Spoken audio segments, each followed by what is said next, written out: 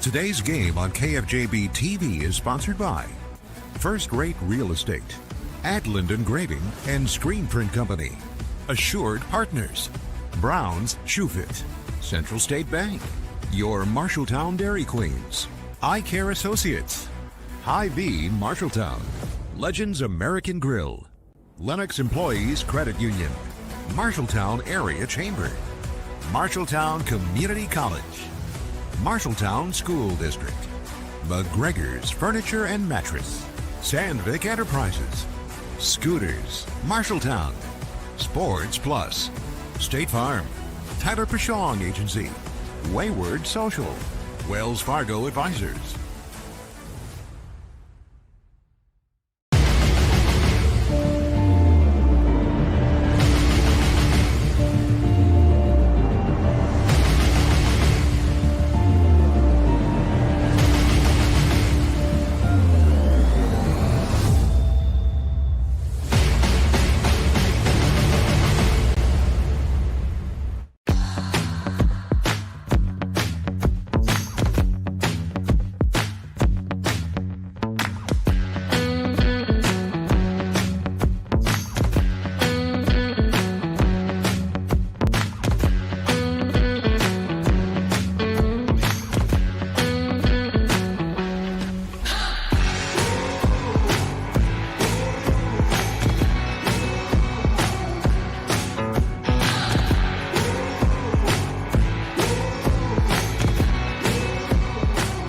Bobcat Game Day Live. Down to the field with Brandon Lewis and Dylan Doze.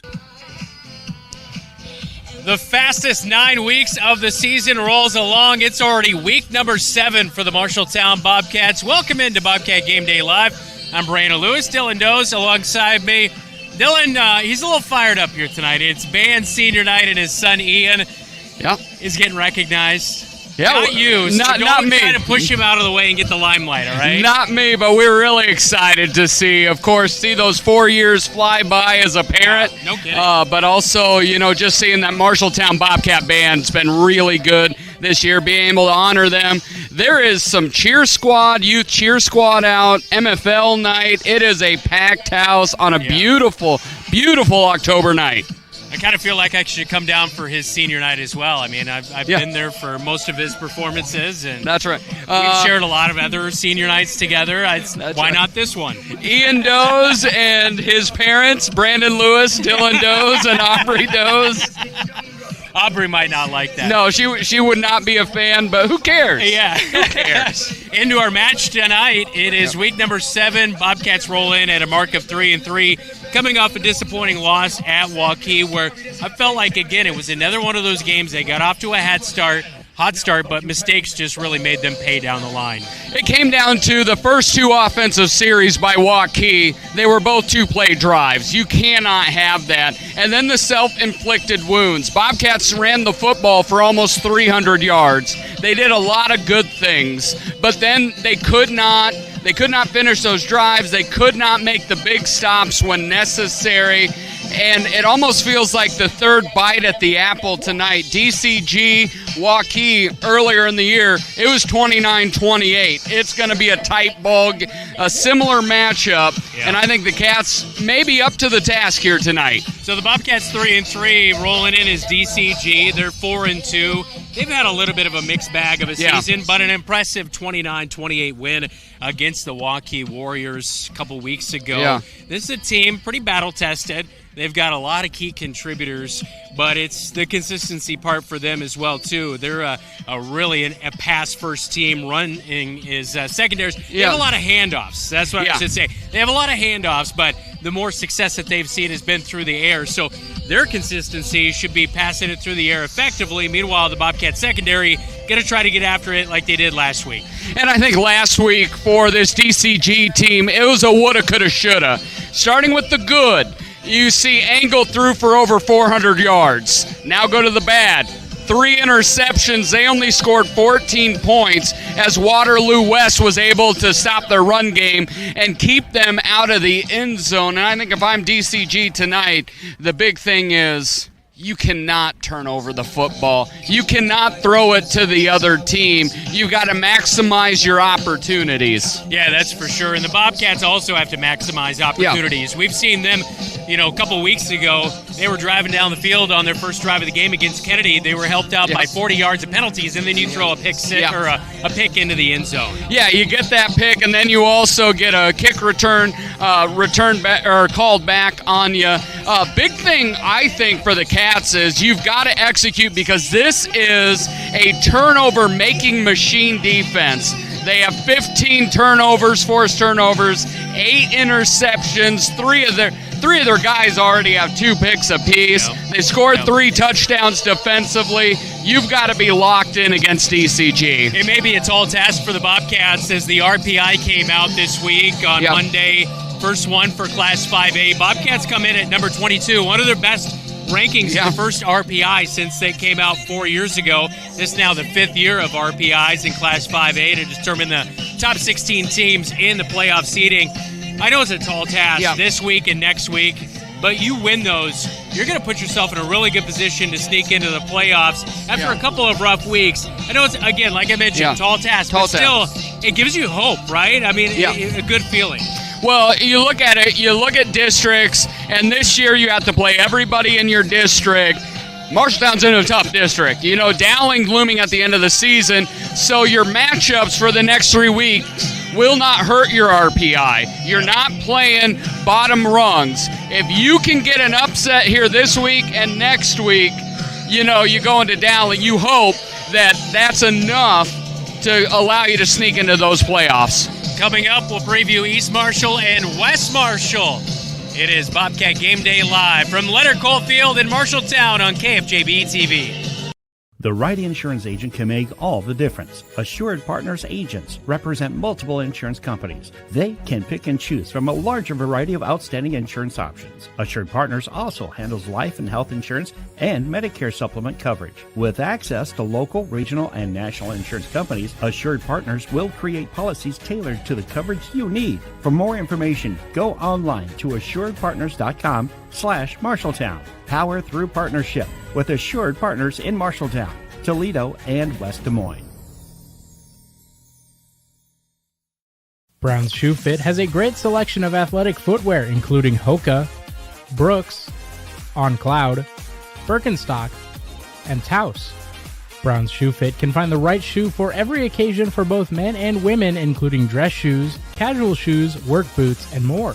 They carry multiple sizes and widths to ensure the best fit for you. Their expert-friendly staff will take the time to give you the service you deserve. Brown's Shoe Fit, downtown Marshalltown, with you every step of the way.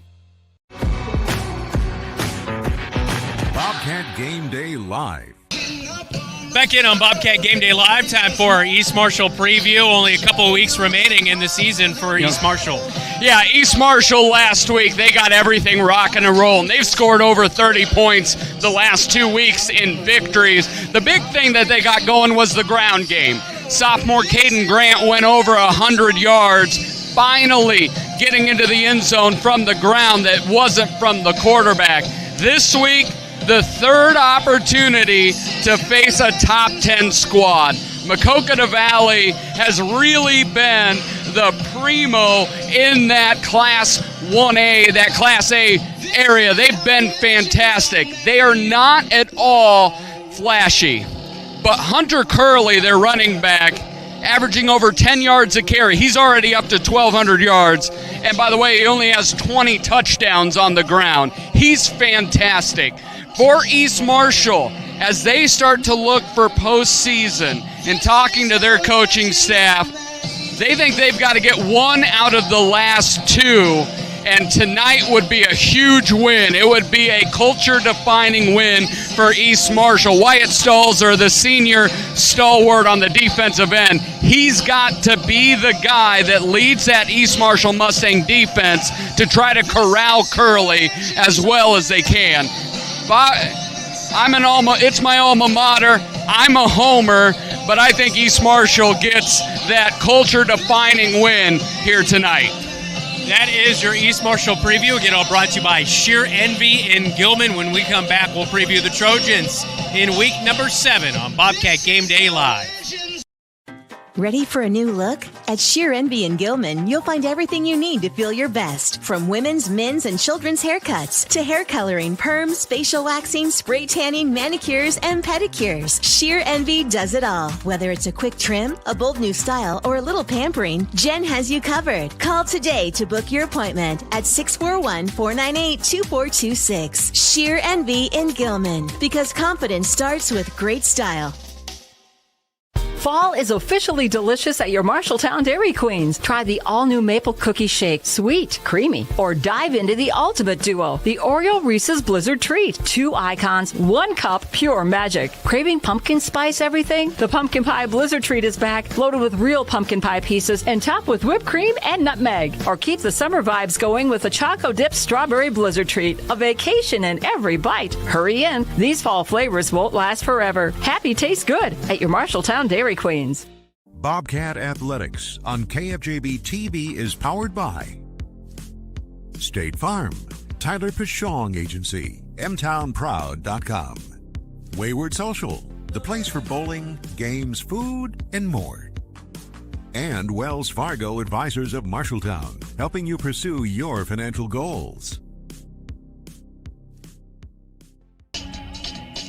Welcome back to Leonard Cole Field at Marshalltown High School. Brandon Lewis, Dylan Doze alongside me. Now time for our West Marshall preview, all brought to you by Ethington Heating and Cooling in Marshalltown.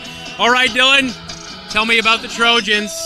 It's senior night. We know something about senior nights. It's a top 10 matchup as well. If you've been in that West Marshall area, you know top 10 matchups happen all the time. And tonight's special, though. You're looking at their district. These are the top 2 cats. You got I-35, who's been really good after losing their first 2 games of the year. They've reeled off 4 straight wins. And West Marshall, number 9, also sits at 4-2. A couple weeks ago, Pleasantville, a team that I-35 has beat, West Marshall really struggled. They came out last week against Panorama. They kind of meandered through that first half, up 16-0. They won 51-7. I really feel West Marshall starting to click, but for them to be able to hold back, it's all going to come down to the ground game. Both teams over 1,500 yards on the ground. They both run the ball effectively. If the tables had to tip on one thing, West Marshall is a little bit more prolific in the big game, big play in the pass game. If West Marshall can get a couple down to Kinnick Gears down the field, if Blake Hart can find him, and if they can hold I-35 a little bit out of bay with that run attack, West Marshall might find themselves sitting on top of their district. Oh, how the turntables have turned, Dylan. That's right. That is our West Marshall preview. Get all brought to you by Ethington Heating and Cooling. They're not comfortable until you are.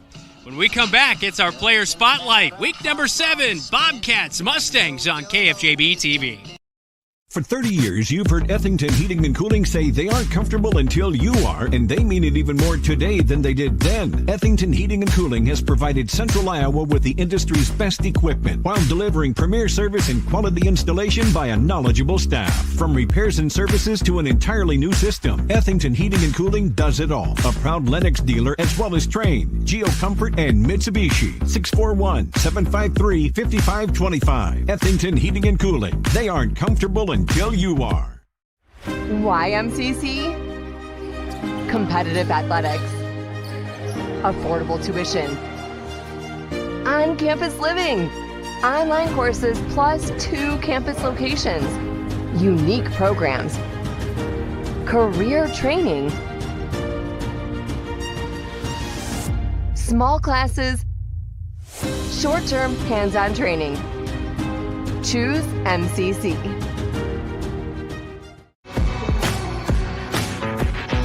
Bobcat Game Day Live. Welcome back into Bobcat Live on. Butch was on the speakers. I was with you. Yeah, Bobcat Live.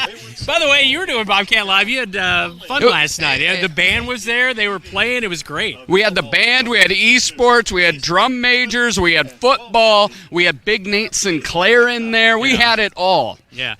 Bobcat Game Day Live is what we roll on with now. Time for our player spotlight.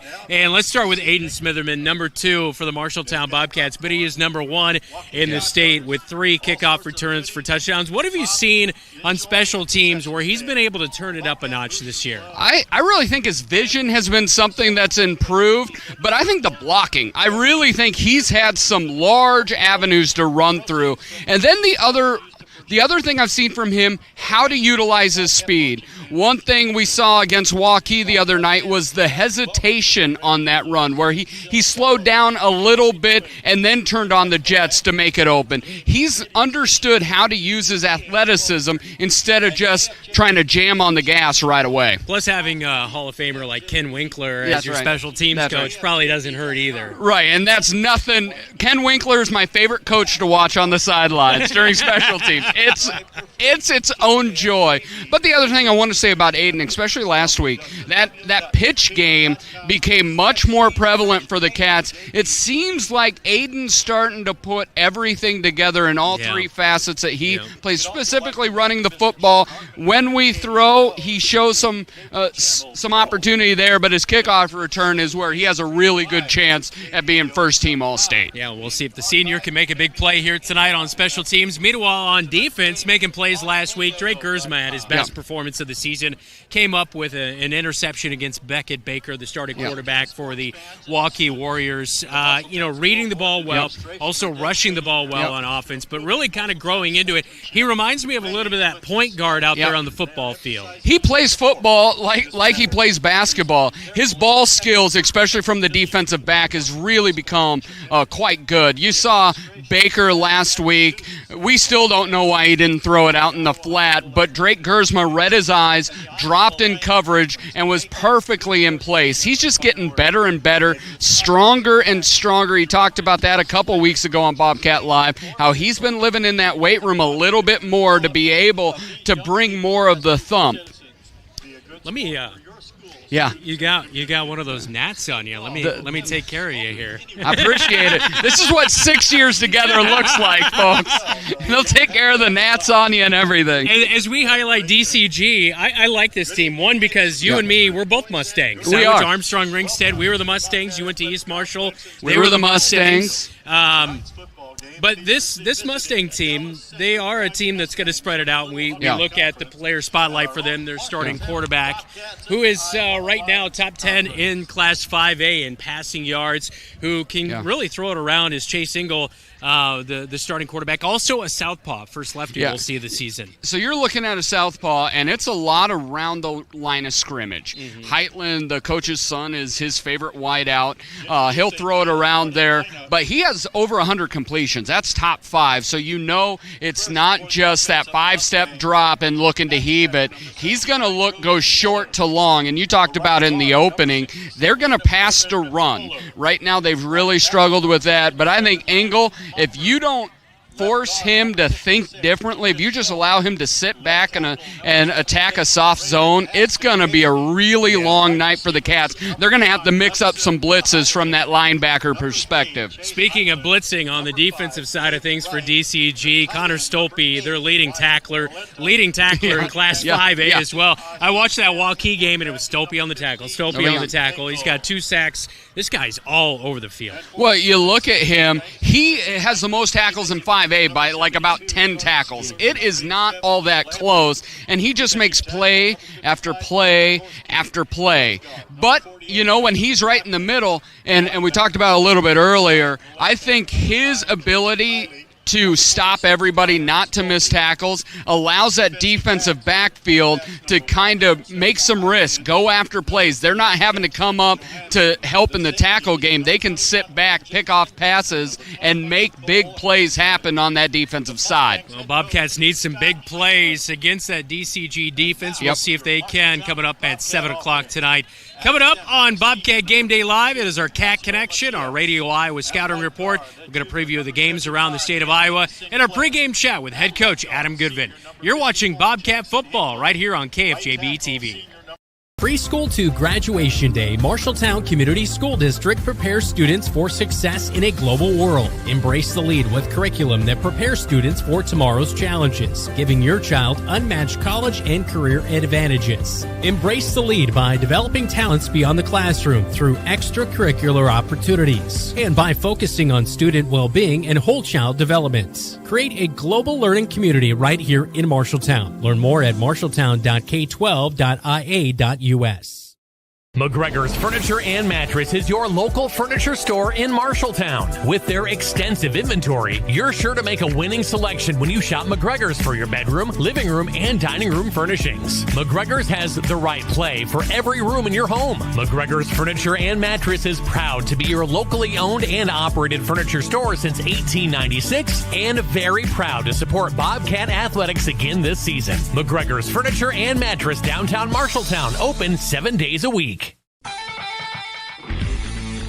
The Scouting Report from Radio Iowa Sports. As the high school season reaches week 7, the stakes get higher as the playoff chase is underway. In Class A, the District 1 title is on the line as third-ranked Marcus Meriden Cleghorn Remsen Union hosts number 9 West Sioux. Doug Brook has a preview. The MMCRU defense allows less than 150 yards per game in total offense. Coach Kyle Oswald talks about the challenge of slowing down a dynamic West Sioux offense. They've got playmakers. They've got a lot of stat leaders in our district, and so, our defense is definitely going to be put to the test. West Sioux coach Ryan Sweesaw says the team that executes the best will come out on top. You can draw it all up all you want, but it still comes down to the Jimmies and Joes, and the kids got to make plays, and they have to execute that game plan for you, and I'm really confident that our kids are going to do that. MMCRU has finished as the district runner-up each of the last 2 seasons and is looking for its first district title since 2015 when they went on to a perfect 13-0 season and an 8-player state championship. West Sioux had a string of 8 straight district titles from 2015 to 2022 and is looking to get back on top of the district standings for the first time since that 2022 season. For the Radio Iowa Scouting Report, I'm Doug Brook. Also in Class A tonight, top-ranked West Hancock is at home against West Fork, and number 2 St. Ansgar is at home against Clayton Ridge. 8-player, high-scoring offenses collide when 7th-ranked Kingsley Pearson visits number 8 Grettinger Terrell Ruth Van Ayrshire. Nathan Poole reports. GTRA comes into tonight's game undefeated at 6-0 and 4-0 in district play, with the offense clicking on all cylinders. The Titans are averaging 55 points per game and are led by senior quarterback Tegan Hansen, who leads the state in 8-player football with 1,602 passing yards. GTRA coach Todd Huff says Kingsley Pearson also has their own weapons on offense. They're very similar to us on the offensive side of the ball, and they're not afraid to spread it out and get guys out in space, and they got some good athletes, and they do a good job of that too. So we're going to have to defensively get a lot of guys with the football and, kind of gang tackle. So that'll definitely be key. At 6-1 and also 4-0 in district play, Kingsley Pearson has rattled off 6 straight wins and comes into tonight's game averaging 60 points per contest. Kingsley Pearson coach Travis Newman says the Panthers will have to find ways to slow down the Titan offense. They're an explosive bunch. They got some really good athletes outside between Sweden and Snell. Hansen leads the state in passing yards, so they're going to be a very potent offense, a very tough offense to plan for. I think we have some good athletes that I think it'll be a fun matchup. At the end of the day, it's where you want to be. You want to be in these tough games. The winner will be on track for a number 1 seed in the postseason. For the Radio Iowa Scouting Report, I'm Nathan Poole. Also an 8-player tonight, top-ranked Bishop Garrigan is at Northwood Kensett. Number 2 Iowa Valley visits English Valleys, while 3rd-ranked Gladbrook Rhinebeck hosts Clarksville. There are a couple of rated matchups in Class 5A tonight. Number 1 Waukee Northwest is at 10th-ranked Southeast Polk, while 4th-ranked Johnston hosts number 7 Sioux City East. This season, Bex is recognizing student athletes that are not only a star in athletics, but also a player that shows heart in school, at work, through the community, and in the ag industry.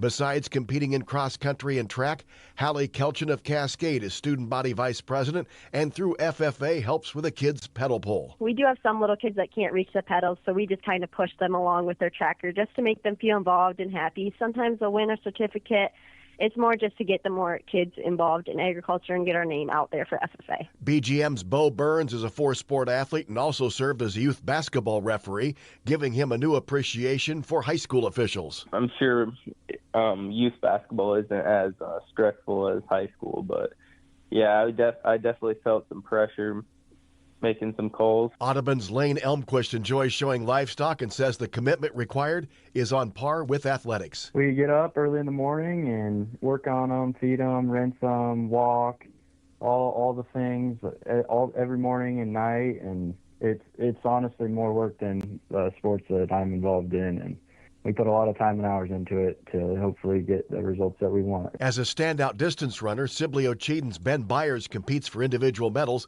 but he also enjoys the team aspect of track and cross country. Oh, I love that part of it. Actually, a couple years ago, we ended up taking a whole team down to state for cross country, and that was like only the second time in our school's history, so that was fun. It's super hard work to get a whole team down there and qualify together, and it takes a lot of work. Nominate a student athlete by searching Beck's Player with Heart. The rest of Week 7 is next on the Scouting Report. At Beck's, we believe that true champions are not just made on the field, but also in the heart. The Beck's Player with Heart Scholarship celebrates high school student athletes who show dedication, teamwork, and leadership, both in sports and in their communities. We're honoring those who go above and beyond, demonstrating passion, perseverance, and a commitment to making a difference. Nominate a high school student athlete by searching Beck's Player with Heart.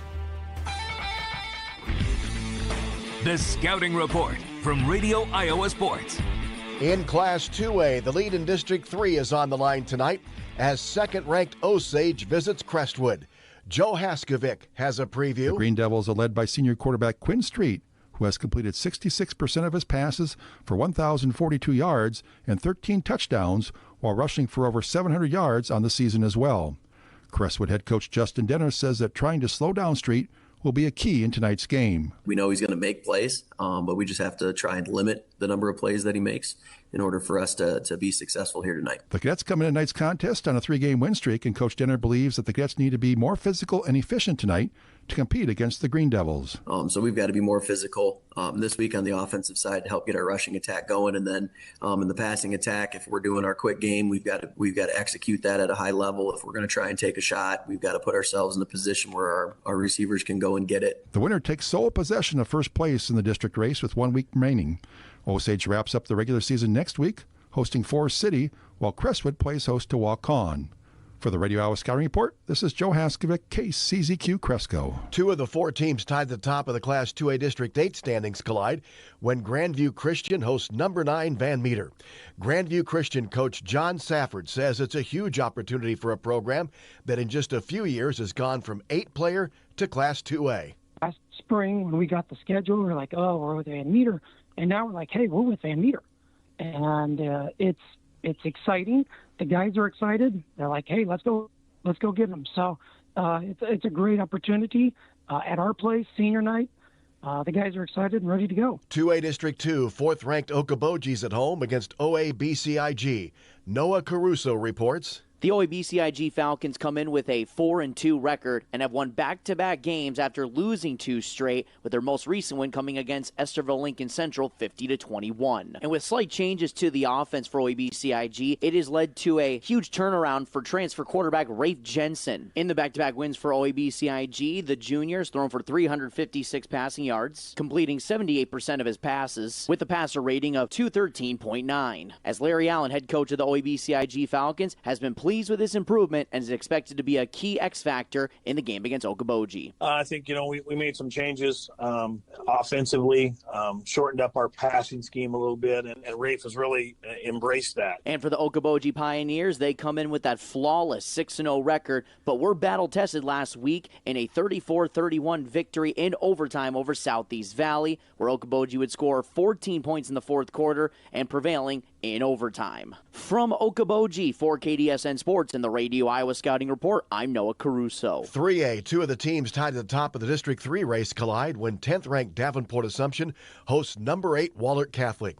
Assumption coach Nate Gilbrace says the Knights need to win the line of scrimmage and make some key plays on defense. It comes down to 5 or 6 plays, so whether that's getting 2 turnovers on defense, whether that's a turnover on downs, a pick, a fumble. We need to do something in that aspect. We have to force 2 turnovers in my mind. Also in 3A, top-ranked Clear Lake is at home against Iowa Falls Alden. Second-ranked Solon hosts Washington.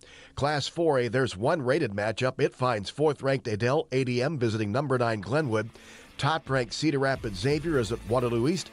And 1A, top-ranked Grundy Center's on the road at Central Springs. That's all for the Scouting Report.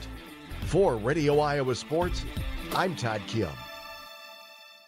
Rainbow Car Wash has been in town over 40 years. New owners Brett and Kim Canaday have been with Rainbow for more than 35 years, focusing on quality, cleanliness, and great customer service. Open 24 hours year-round with 2 convenient locations. Each location has 2 oversized truck bays to accommodate large vehicles. All bays except quarters. And for your convenience, newly installed credit, debit, Apple Pay, and Samsung Pay featuring Swipe or Tap to Pay, powerful vacuums, and a great selection of vending supplies. Follow us on Facebook at Rainbow Car Wash, LLC.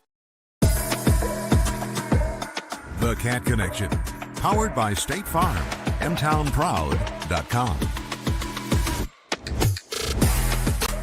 It is our Cat Connection, all brought to you by Tyler Prashong, State Farm, mtownproud.com. Here with Tyler England, number 6 for the Marshalltown Bobcats. And, of course, coming into this week, number 7 game as you take on DCG. 93 rushes, 668 yards on the ground, 4 touchdowns. You know, we saw a glimpse of you last year out there, and then eventually you got hurt last year. But we've gotten the full taste in the preview of what you can bring out there on the ground. Tell me how it's kind of felt for you to be out there all 6 weeks so far with your guys and really playing well and having a dominant rushing attack as a team. I thought it's been pretty good. You know, I mean, I feel like we really got a handle on this new offense that we've been working on. And, I mean, I feel like our guys have really got an understanding. We know where we're going. We know our lines. And it's more just down to perfecting those little things that we were working on last year. Mm-hmm. And I think we've gotten really close to being that perfect amount of, you know, on everything. Yeah. Yeah, well, of course, earlier this year I was talking to Isaiah Cox a little bit about it. He's like, man, people are doubting our running backs and our quarterback. And I said, it's not me. I'm not doubting anybody. But have you felt a little bit like, hey, we're out here to prove that, you know, we are a dominant rushing team and we are going to be a force to be reckoned with on the ground? Yeah, and I mean, I don't know when you asked him that, but I feel like we kind of have proven that. I mean, we've gotten – I mean, that's like our main thing. We've put yards on people. I mean, I don't know. I feel like we have a very, very good, you know, slot backs, running backs. I mean, Aiden Smitherman, he's back there. He's like one of the quickest guys I know. We're putting in work back there, I feel like. That was 65 minutes before kickoff of week 1, by the way. Yeah. So you definitely have proven some stuff over the haul. I wondered, you know, we've seen you with different styles. Obviously, you've got the speed to pull away from guys, but you've also got that shiftiness to kind of work through. And then once you're kind of a north-south guy. You know, once you see that hole, you're going to go right through it. So do you have a little bit of that style that you've been working on in practice, or is that just something that kind of came naturally to you? I would say that's something that's more natural to me. I mean, I've always been kind of, once I see a line, I'm just going to run straight down it. I'm not really somebody to go around and do all that fancy stuff. So I guess I was kind of just, ever since I was a kid, I was like that. Just find that line and go. Yeah, and you were telling me when you were a kid, one of your favorite running backs was Ricky Williams, right? Tell me a little bit about what you saw out of his game that you loved and really appreciated. Oh, man, just how he runs. It's just everything about it. I don't know. The way he can just, and it's like, I don't know. Everything about him is always just, it's been something I aspire to be. I want, and like the way the town and the college got around him like that, I feel like that's a dream of mine. So. Yeah, that'd be great to see Marshalltown, especially rally around this Marshalltown Bobcat football team as always. What's it like to play out there at Leonard Cole Field as you'll be out underneath the lights here tonight and out there on that turf? It's everything. I mean, we go out there every day. We go out there every Friday, I mean, or when we're home, and we really feel like we have our whole town on our backs. You know, we really feel like I'm trying to think of words. Really feel like we representing, maybe? Represent. There we go. Yeah. Yes, we really feel like we represent them. And, I mean, that's why we try so hard. I feel like we understand that we are Marshalltown and that we really need to represent for them. And I feel like that's our main pusher in our games, especially when you look over and you see all those people, and it's like. Yeah, it means a lot to a lot of people, that is for sure. What other activities and events are you involved in during the school year? I have track in the spring. Otherwise, I'm doing not much during the off season, except just eating, working out, getting ready. Keep that track speed, right? Yes, sir. Yeah. What events do you compete in? Usually sprinting events, so like 100 meters and the 4x1s and all that. Awesome. So. Well, good luck rest of the season. Mm-hmm. Thank you. That is Tyler England with our Cat Connection. And again, all brought to you by Tyler Pashong, State Farm Agency, mtownproud.com.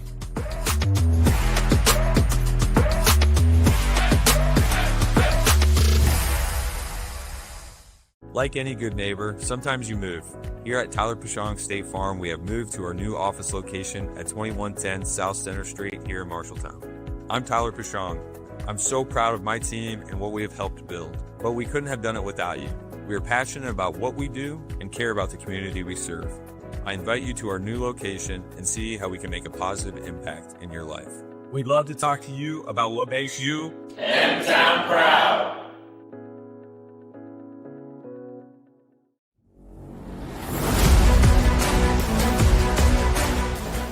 Welcome back into Football Friday Night on KFJB-TV. Hard to believe we're already week number 7 on tap for the Bobcats as they host DCG here tonight.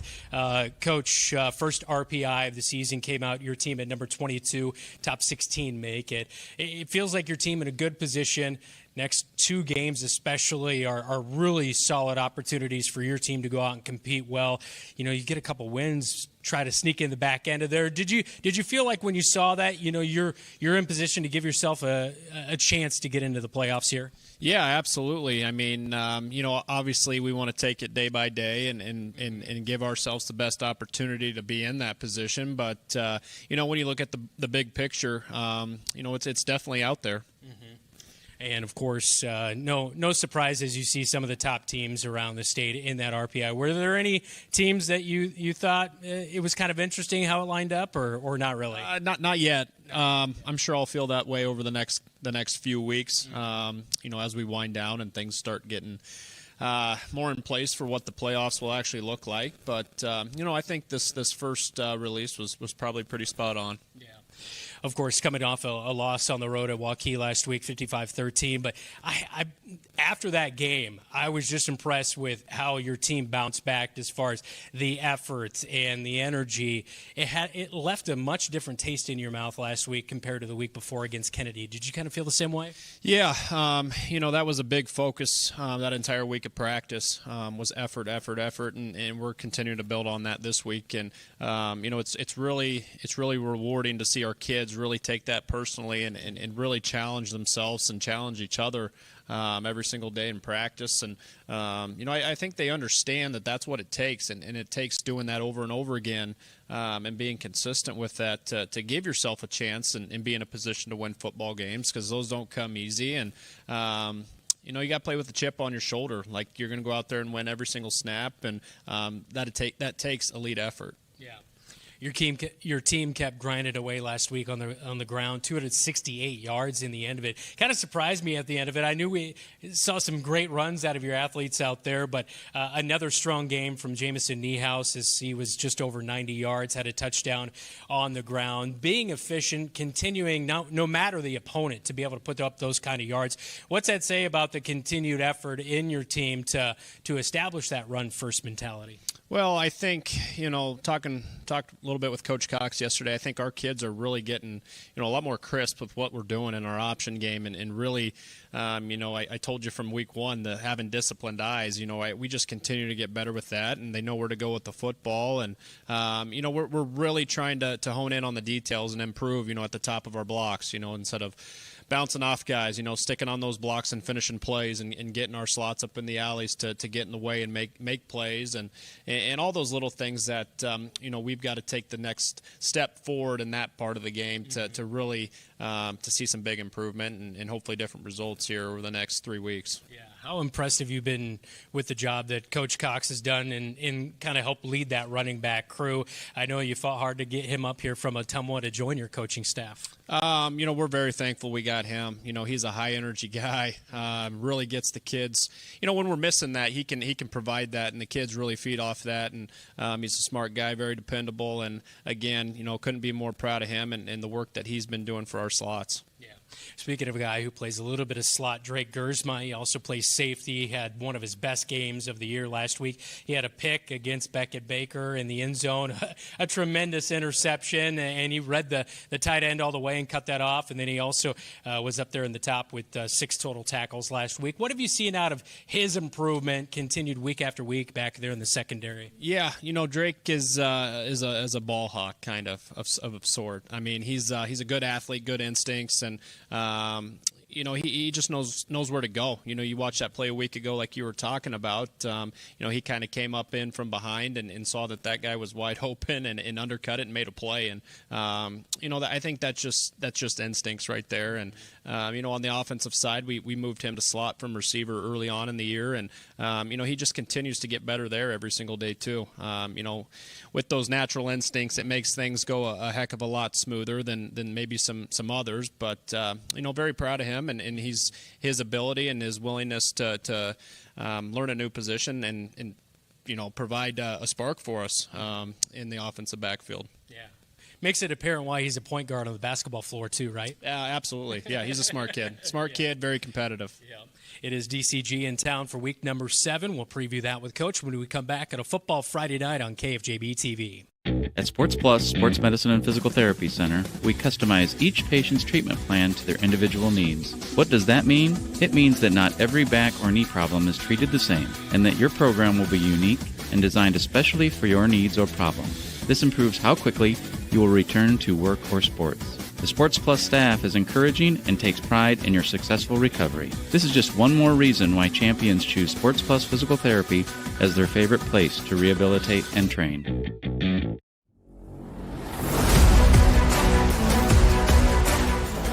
Back in on a Football Friday night here on KFJB-TV. It is DCG and Marshalltown coming up in just a little bit. First off, I want to talk about this DCG defense. They won 29-28 against Waukee a few weeks ago. I thought their defense did a pretty good job against a strong rushing attack of Waukee. So far this year, man, they've made a ton of plays all over the defensive side of things. They've got 10 sacks, 8 interceptions. They've returned a fumble for a touchdown. They've got a couple of pick sixes. Where do you see this defense as they head into this week on the other side? I think the first things that stand out, I think up front, they're not quite as big, physically as Kennedy and Waukee were, but they're good players.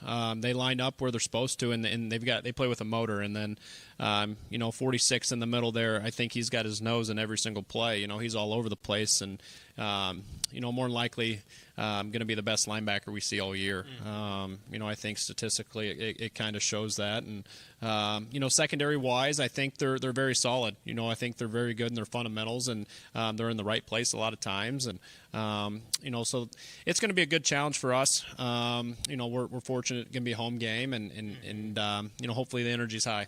First time you see a lefty quarterback this year, Chase Engel. He likes to throw the ball all over the place, kind of get it out there. He's not much of a threat on the ground heading into this one. That secondary is going to be tested out there. What do they need to do well to match up with those receivers in space? Yeah, we've got to get lined up, and then, we can't let anything behind us.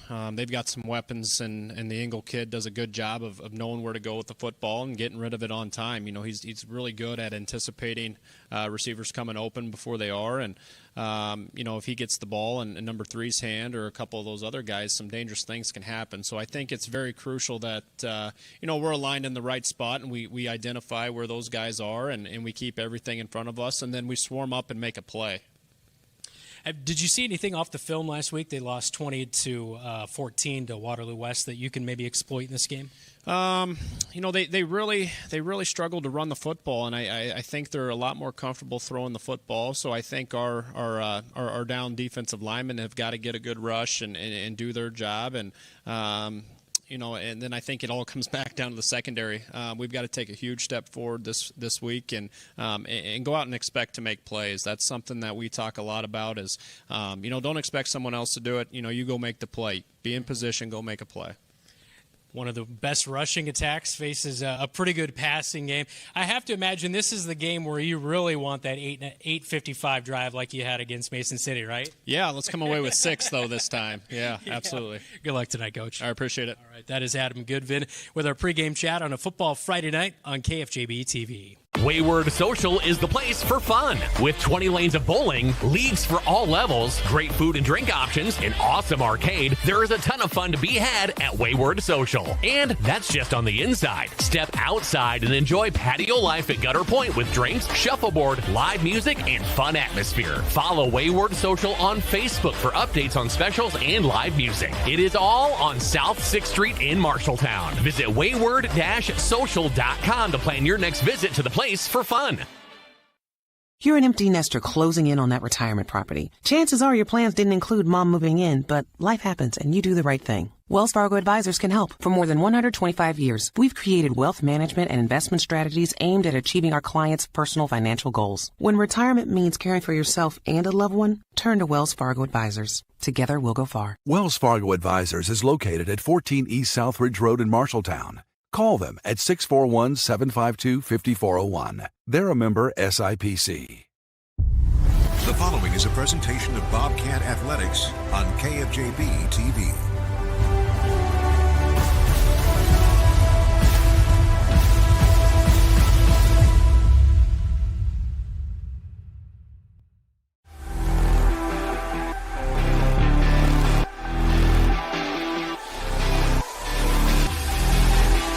Blue-collar town and a team with a blue-collar brand of football.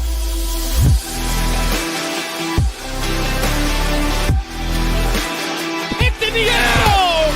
Strikers up! Hard-nosed, gritty.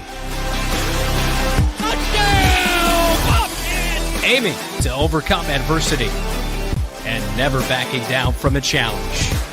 It's another measuring stick game as they welcome Dallas Center Grimes to a blue-collar town. It's football Friday nights on KFJB-TV.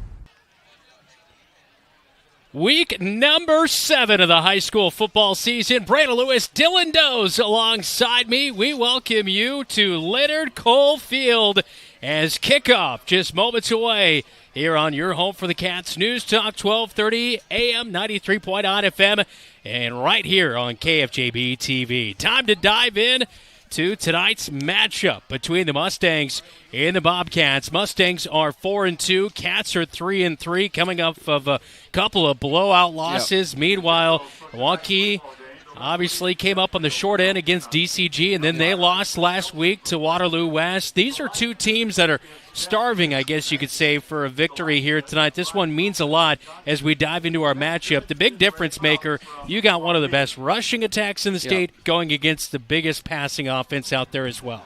Yeah, so the matchup really comes down to there's a lot to be played for here tonight. DCG cannot stub their toe if they want to look at making it to postseason play.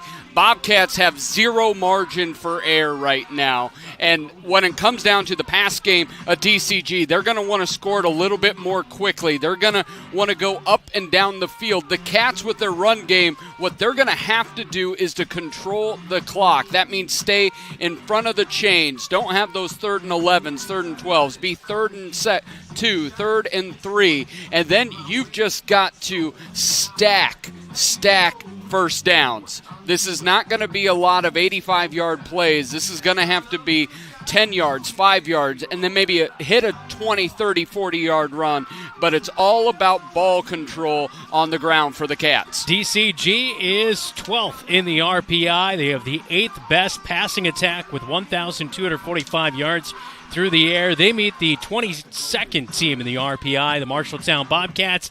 They have the number 1 rushing attack in Class 5A, 1,541 yards on the ground this year. Coming up, it is kickoff around the corner, plus it is our starting lineups and our keys to the game. This is Bobcat Football. You're watching KFJB-TV.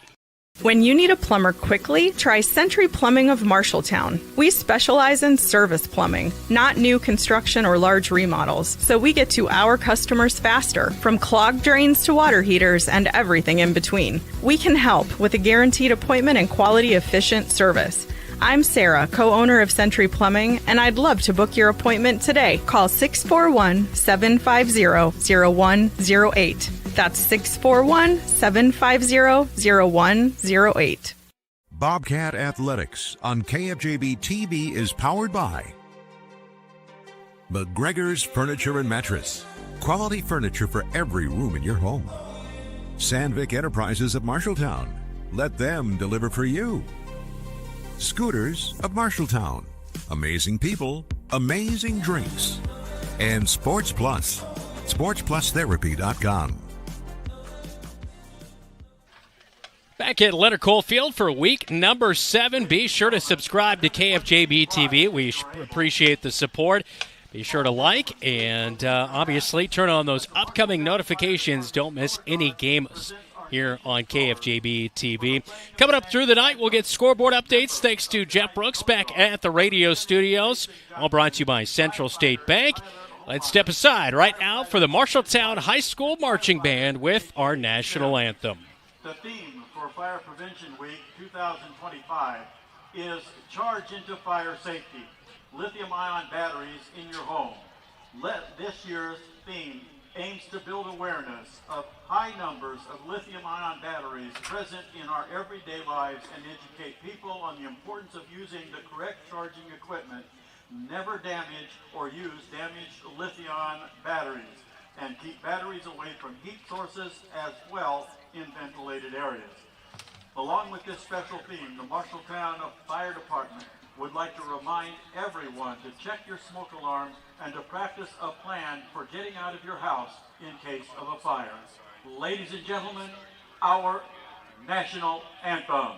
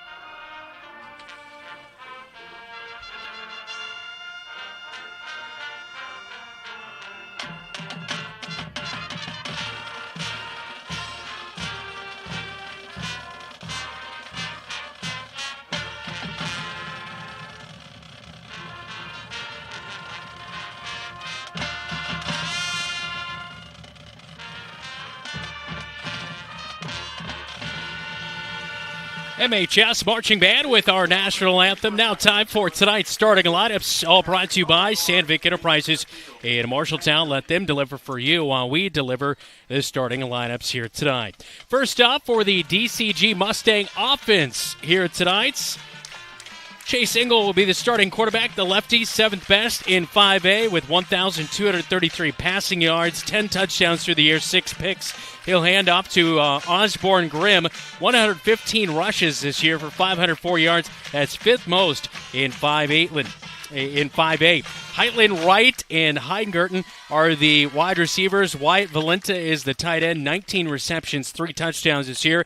Hasty, Scholl, Miller, Fuller, Montford along the offensive line. On the defensive line, Carter Stewart, He has 1 sack, 21 and a half total tackles, as well as Torski, Murray, Lampy, Valenta, Stolpe, and Kiley are the linebackers. Johansson, as well as Heidgerken, and Hemmingson and Jensen are the safeties. A team that has 10 sacks, 7 fumble recoveries, and 8 interceptions.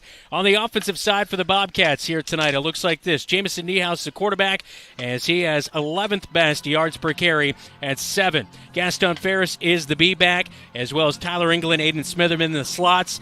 Zane Moore, Kyle Smith, the wideouts, tight end Jacob Hayes, Verdinez, Hinkle, Macias, Sinclair, Estrada on the offensive line. It'll be Halstead, Macias, Hinkle on the defensive line, England, Wilder, Schoenfelder, Moore, the linebackers, Smith and Pramana at the corners, and Drake Gersma, Logan Hoffman at the safeties. That's our starting lineups. Again, all brought to you by Sandvik Enterprises in Marshalltown. You're watching Bobcat Football on KFJB-TV. Looking for top-notch eye care close to home? Eye Care Associates, with offices in Marshalltown, Conrad, and Toledo, has proudly served Central Iowa since 1990. Their expert team provides eye exams for all ages, designer frames, contact lens fittings, and treatment for glaucoma, cataracts, and other eye conditions. With advanced technology, a welcoming staff, and convenient online booking, your next visit is easier than ever. Visit VisionSource-MarshalltownEyeCare.com today. Eye Care Associates, your vision is their priority.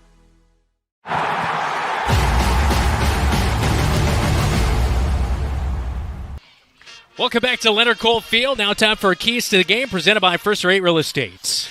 All right, when you're looking at the Bobcats, it's got to be finished drives. Don't shoot yourself in the foot. Make sure 6 first downs equals 6 points. For the Mustangs, mash the gas. The Bobcats the last 2 weeks have fallen down big early.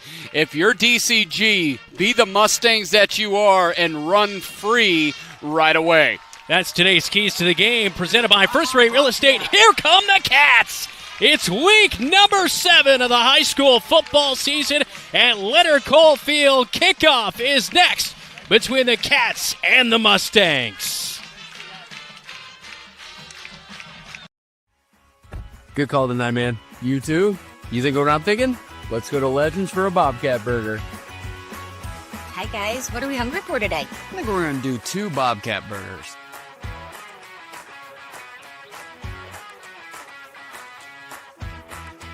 Whether it's pre-game or post-game. Or during the game, it's Legends American Grill in Marshalltown.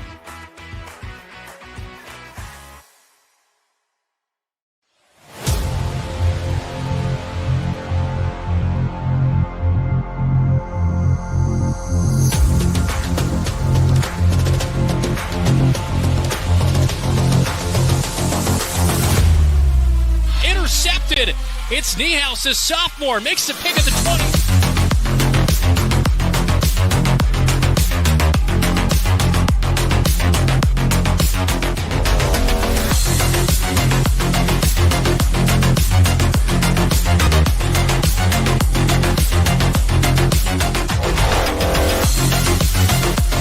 Hayes will drop back. He looks to pass to the end zone. He's got Kyle Smith wide open. Touchdown, Bobcats!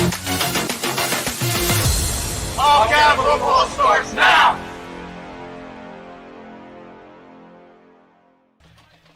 Week number 7 as the Bobcats and Mustangs get ready to tee it up as the coin toss at midfield.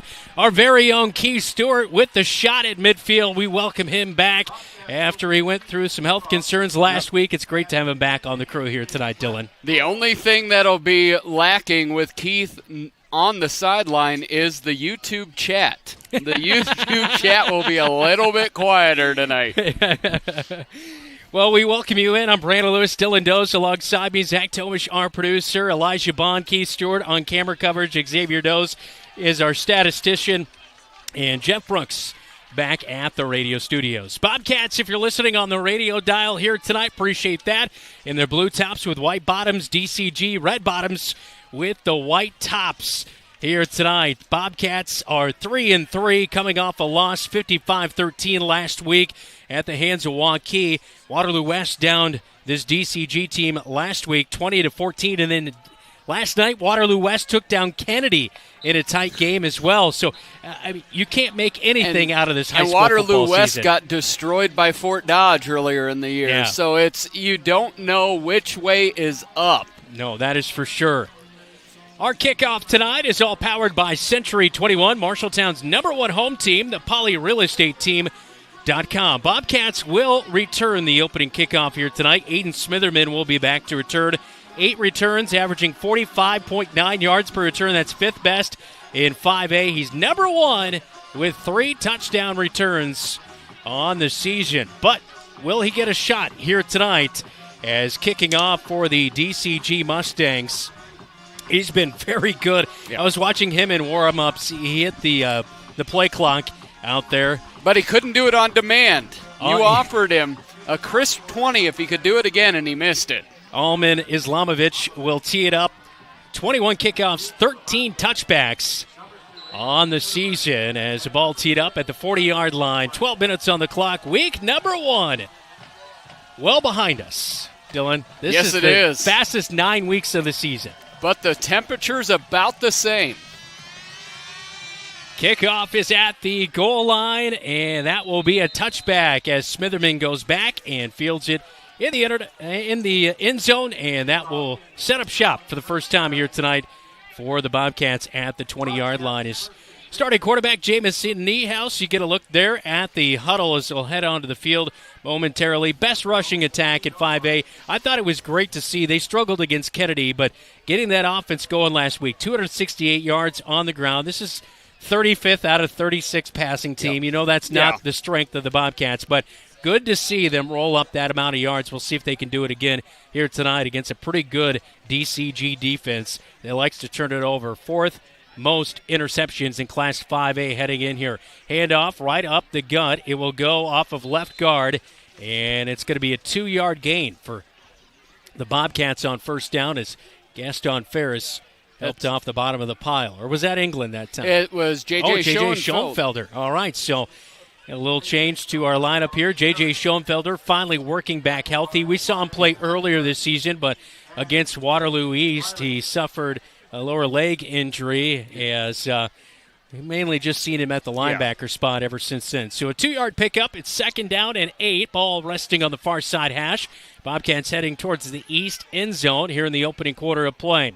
Fake the handoff. No, they do. Give it to Schoenfelder. He's going to plow ahead. A nice run over the 25. Gets up to the 28-yard line. 3rd down and 2. And, you know, with this flex bone attack, as it looks like the Cats are coming to the sideline, there's going to be an injury time out. Looks like a DCG player down over on the 30-yard line. Not sure that. Couldn't quite tell if that's number 2, Samson Johansson. And I don't see a 2. Oh, no, I do see a 2 standing in the huddle right now. So not quite sure what DCG player that is right now, but this Bobcat offense with a short 3rd down and 2, this is the scenario we saw last week and throughout the season that they want to be in. Those short 3rd downs to be successful, move the chains. And this is often where number 1 calls his own number. Yeah. This is where last week, over 20 carries, almost 90 yards on the ground. He looked very decisive. He looked crisp. He looked fast. And it looks like that was number 48. 48, Max Murray, the linebacker, or senior defensive lineman. 17 total tackles, 1 sack. He looks to be all right as he's walking to the sideline in his own. So 3rd down and 2. We have 58 seconds gone in our opening quarter. 11:02. Niehaus, potentially cat claw territory. And no, they will fake the handoff, and around the edge goes Niehaus. He's got a big seam, runs over a Mustang at the 40 and up to the 45-yard line before he is finally tackled. And it's a first down chain mover for the Bobcats. And that's really where it's been in those 3rd down and short. They like to get it to the perimeter, and they either utilize Jamison Niehaus, Smitherman there trailing. He was really solid in the option game last week. And a big gain for the Cats. Big run there on 3rd down and 2. They pick up 17 on the ground. up to the 46-yard line. Niehaus underneath center, one wide receiver and Kyle Smith to the near side, hands it off to Schoenfelder. He keeps those legs driving ahead over the 50 into Mustang territory. Right at the 50, they're going to mark him as the nose of the ball will be sitting right on the midfield line. So good couple of runs. Yep. You don't get your hopes up too early on here, but this is definitely how you want to see a game start. You want positive plays. You just want to stack positive plays, not get behind. As you see Coach Goodvin there, that's his mentality. He wants this clock to bleed, and he just wants positive plays, stack those positive run plays, and keep garnering first downs. 4-yard pickup on first down, sets up 2nd down and 6. Handoff to Schoenfelder again. He'll go off left tackle and around the edge for a couple of yards. He's now officially into Mustang territory at the 48-yard line. 3rd and 4 coming up with 9.5 minutes to go in the first quarter. And a name we haven't called so far is Tyler England. England now in that slot back. In conversations with him, he really likes that slot back. He's been a little bit slow the last couple weeks. You can tell they know who number 6 is. I anticipate moving him around the backfield to get him good opportunities. They do put him in motion. He'll go reset on the left side of the offensive line on 3rd down and 4 with one wide receiver out. Fake the handoff, keeps it himself. Niehaus keeps the legs driving. He's going to dive ahead over the 40 down near the 36-yard line. It's a first down chain mover for Niehaus again for the Bobcats. He is averaging 70 yards per carry. That's 11th best in 5A. He has 525 rushing yards, 14th best in 5A, and he shows you right here on the Tyler Pashong State Farm replay. And really, with Schoenfelder not getting the handoff, he mainly becomes the lead blocker. As you saw, Niehaus just hopped on his left hip and just rode him through the hole. Nearing 8 minutes in this opening quarter. Bobcats on their first offensive drive of the night. Left side they'll go around the edge. Niehaus keeps it himself after faking the handoff to J.J. Schoenfelder, and he's got a nice gain of 5 yards on first down. Schoenfelder and Niehaus, if Schoenfelder's not running the ball, he's blocking the way to get the ball. Niehaus up to 30 yards on 3 carries. Bobcats as a whole have 44 yards on this drive. Levi Bell checks out at wide receiver. Kyle Smith back into the game. Zane Moore is split out on the near side. So 2 wide receivers set out of the flex bone as England and Smitherman are the slot backs. The B-back is still John Schoenfelder. Niehaus underneath center. Puts a man in motion. Now pitches it near side to England. Trying to get outside the hashes. Cannot. He's going to gain about a yard or so, setting up a long 3rd down and about 5 yards to go here. So as we tick near 7 minutes, this has been the prolonged drive. But again, punching it in for 6. Not coming up empty on these opening drives, which they've been good. Yes, Doesn't matter have. the opponent. They've been good on the opening couple of drives throughout the season. But like last week against Waukee, just couldn't get the job done. Yeah, they kind of script out. This is the drive where you plan it kind of throughout. Yep. Maybe not exactly scripted, but you kind of know how you want to start that game. They'll go cat claw on 3rd and 5, and it looks like he's got the first to the 25-yard line. Niehaus will pick up 6 and move the chains for the 3rd time in a row. And this is textbook right there. And we said it in the opening part of this drive that when it gets 3rd and medium or short, Niehaus loves to be the guy because basically by faking that on there, he just went straight forward, is he creates a lead blocker for himself and he can read the whole thing. Niehaus will survey the DCG defense as they're at the 25-yard line, near side hash. Fake the handoff to Schoenfelder. Will follow him through the hole on the left side of the offensive line over left guard. A 2-yard pickup, 2nd and 8 with 6 minutes to go in the opening quarter. So they burned up half of the first quarter already on the opening drive. Yeah, this is exactly what you want to do. Minimize the plays, minimize the drives, but maximize each and every drive you have because you're not going to have a lot of them if you play the way you want to play. You just have to be incredibly efficient. Week number 3 against Mason City, Bobcats lost 42-17, but they had a 8-minute and 55 drive that ended scoreless. Try not to do that here tonight. Fake the handoff. They'll go off the left side. Late pitch to Smitherman. Spins out of a tackle. He's over the 20. No, they'll mark him at the 20. It's a gain of 2. Mid-range and third down coming up as the Bobcats are now in the Ethington Heating and Cooling red zone. Ethington Heating and Cooling, we're not comfortable until you are as we look at the replay. And I'm not comfortable until we get into that end zone. You see Smitherman spins like a top and is dropped at the 20. So third and mid-range as the Bobcats in the red zone, under 5 minutes to go. And against Kennedy, this is kind of where they went to throw, and Goodvin in the postgame said he shouldn't have done it, anticipate them running. And around to England. He's going to try to fight ahead. He'll only get a yard. And it's going to set up 4th down and 4, a long 4. Maybe hardly even a gain right there. Back to the line of scrimmage at the 20. They now mark it back, as it looked like they were going to mark it at the 19. And now the special teams unit will come onto the field for a long field goal as Innocent Aishagalongu will come out. The ball is spotted at the 28-yard line. It is a 38-yard field goal from the left hash. And this one looks good, and it's going to sneak through the left upright good. And the Cats will come up with points, not 6, but 3, as Aishagalongu nails a 38-yard field goal.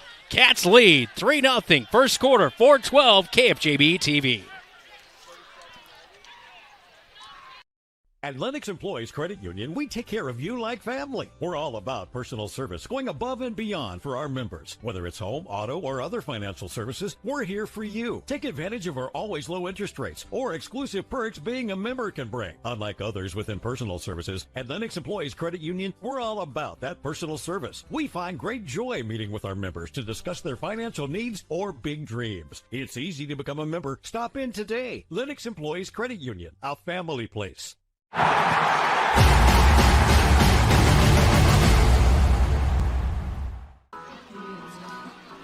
Nearly an 8-minute drive to open the game for the Bobcats as they go down the field with a 38-yard field goal by Innocent Aishagalongu.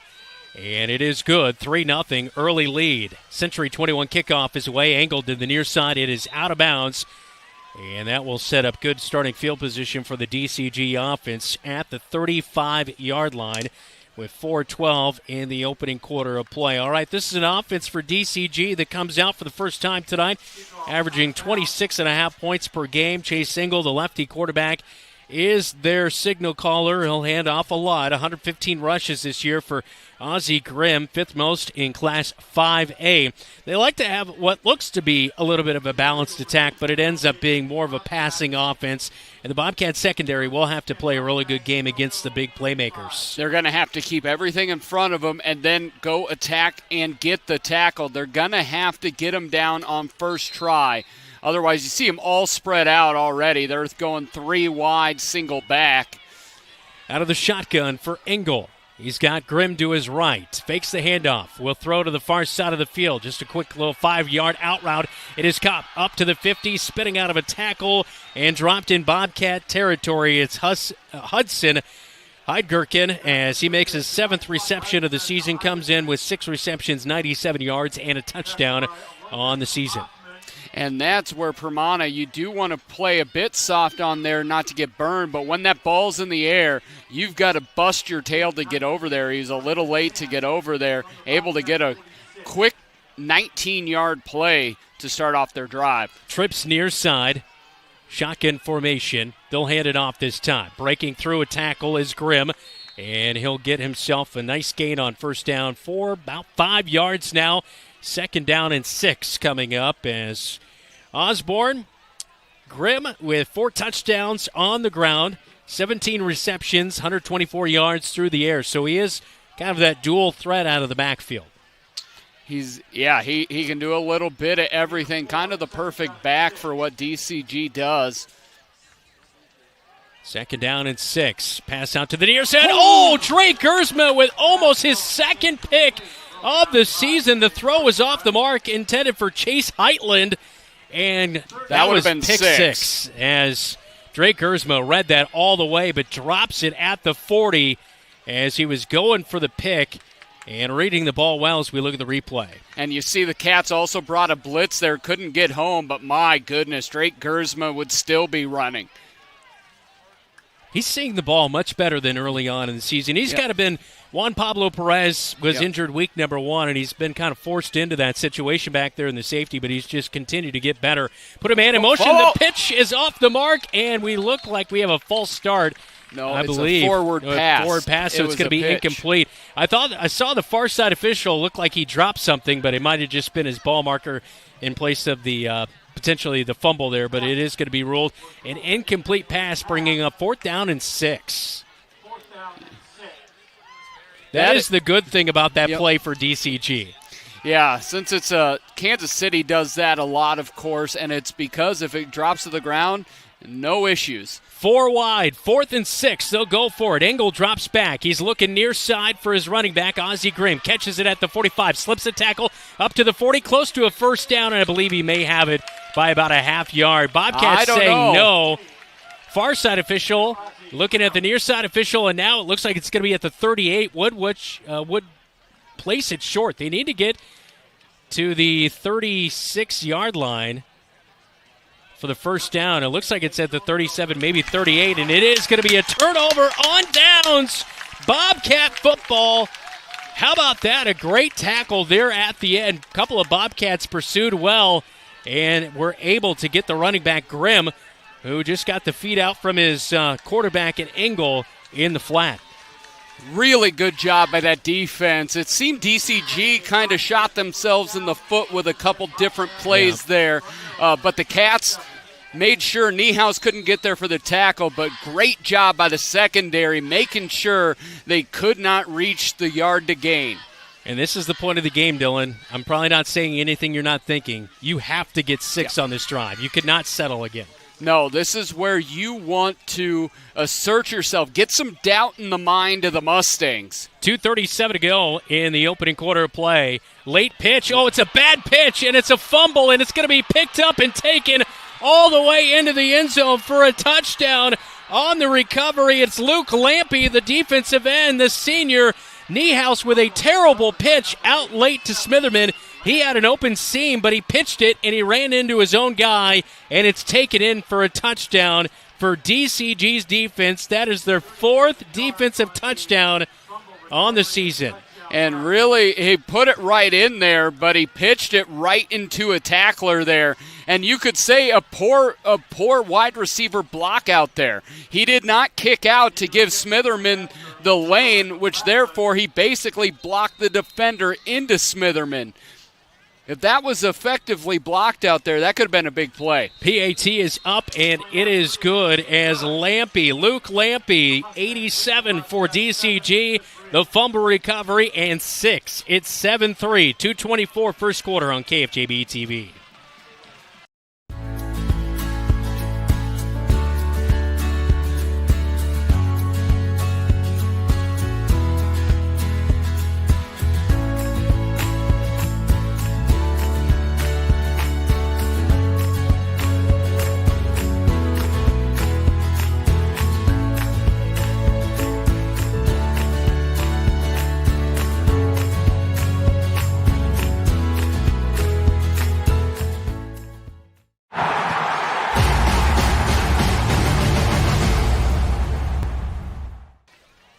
Seven to 3, DCG now leads off of a fumble recovery taken all the way in for a touchdown by Lampy.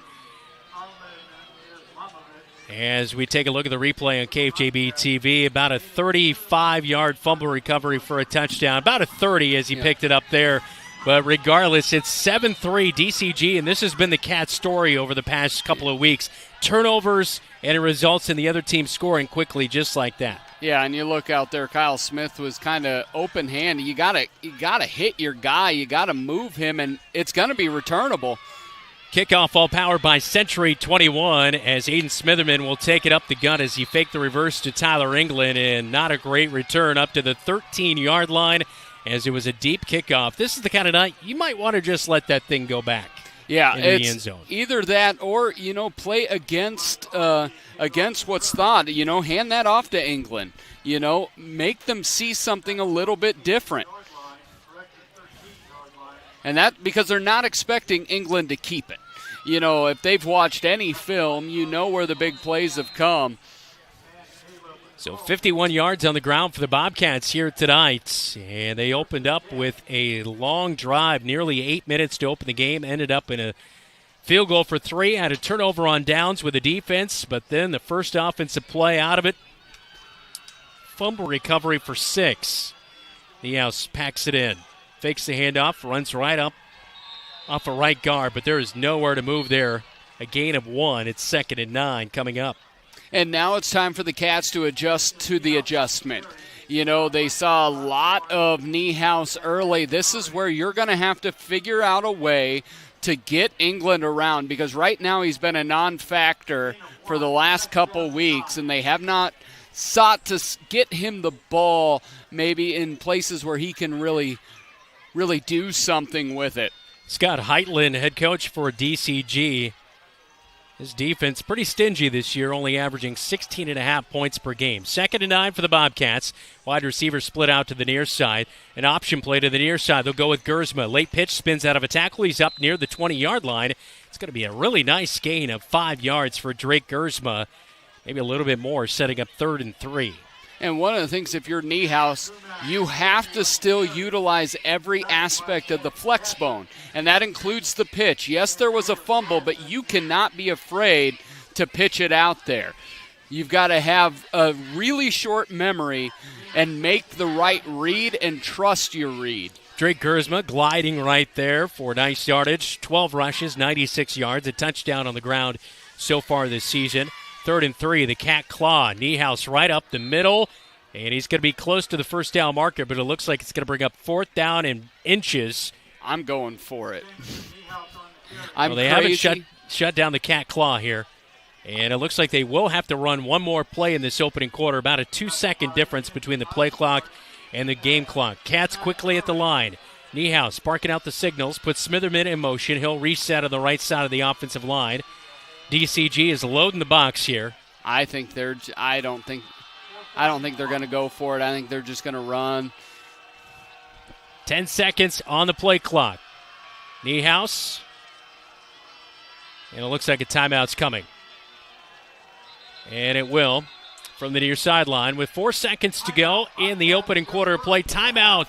4th and short when we come back. 7-3. Mustangs lead the Cats on KFJB-TV. Have Van Wyck Wood Builders design and build the storage shed you need.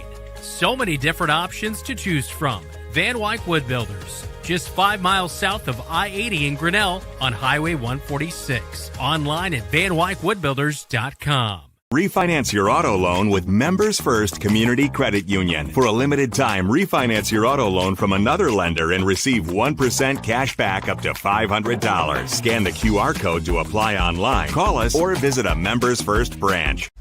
Go to AdletEngraving24.com. That's AdletEngraving24.com and grab your fall sports shirts. Adlet Engraving and Screen Print Company, 307 Riverside in Marshalltown. Go Cats!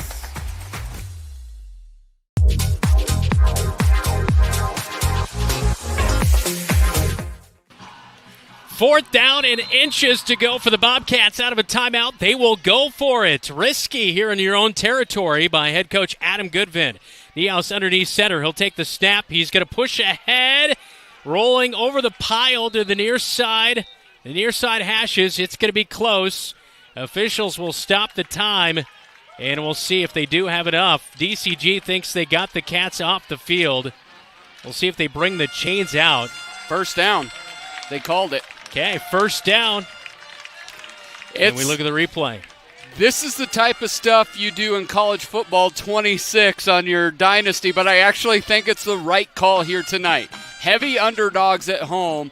I don't think you can punt deep in your territory and struggle. Do you go down 14-3 early? I think it's the right play. That is the end of the first quarter. First down for the Cats. Will continue their drive as the Bobcats trail by 4 after 1 on KFJB-TV.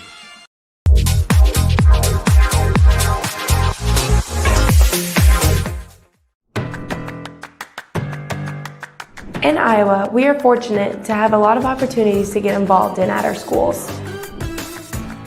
Athletics and activities have so many positive effects. From learning how to build relationships and healthy lifestyles, and gain self-esteem and confidence. Make participation a priority. You and your school will benefit.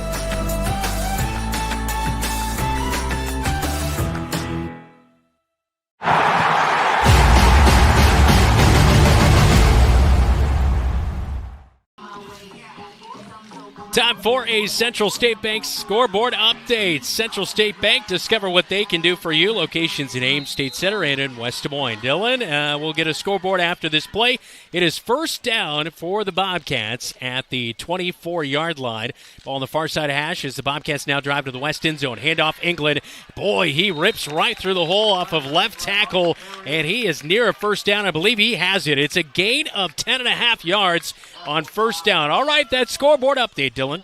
And to 1, East Marshall, number 6, Wapsie Valley, tied at 0. Grundy Center 7, Central Springs nothing. That's just 5 minutes into the ball game. Ankeny over Ames 7 minutes. That's a minute and a half into that ball game.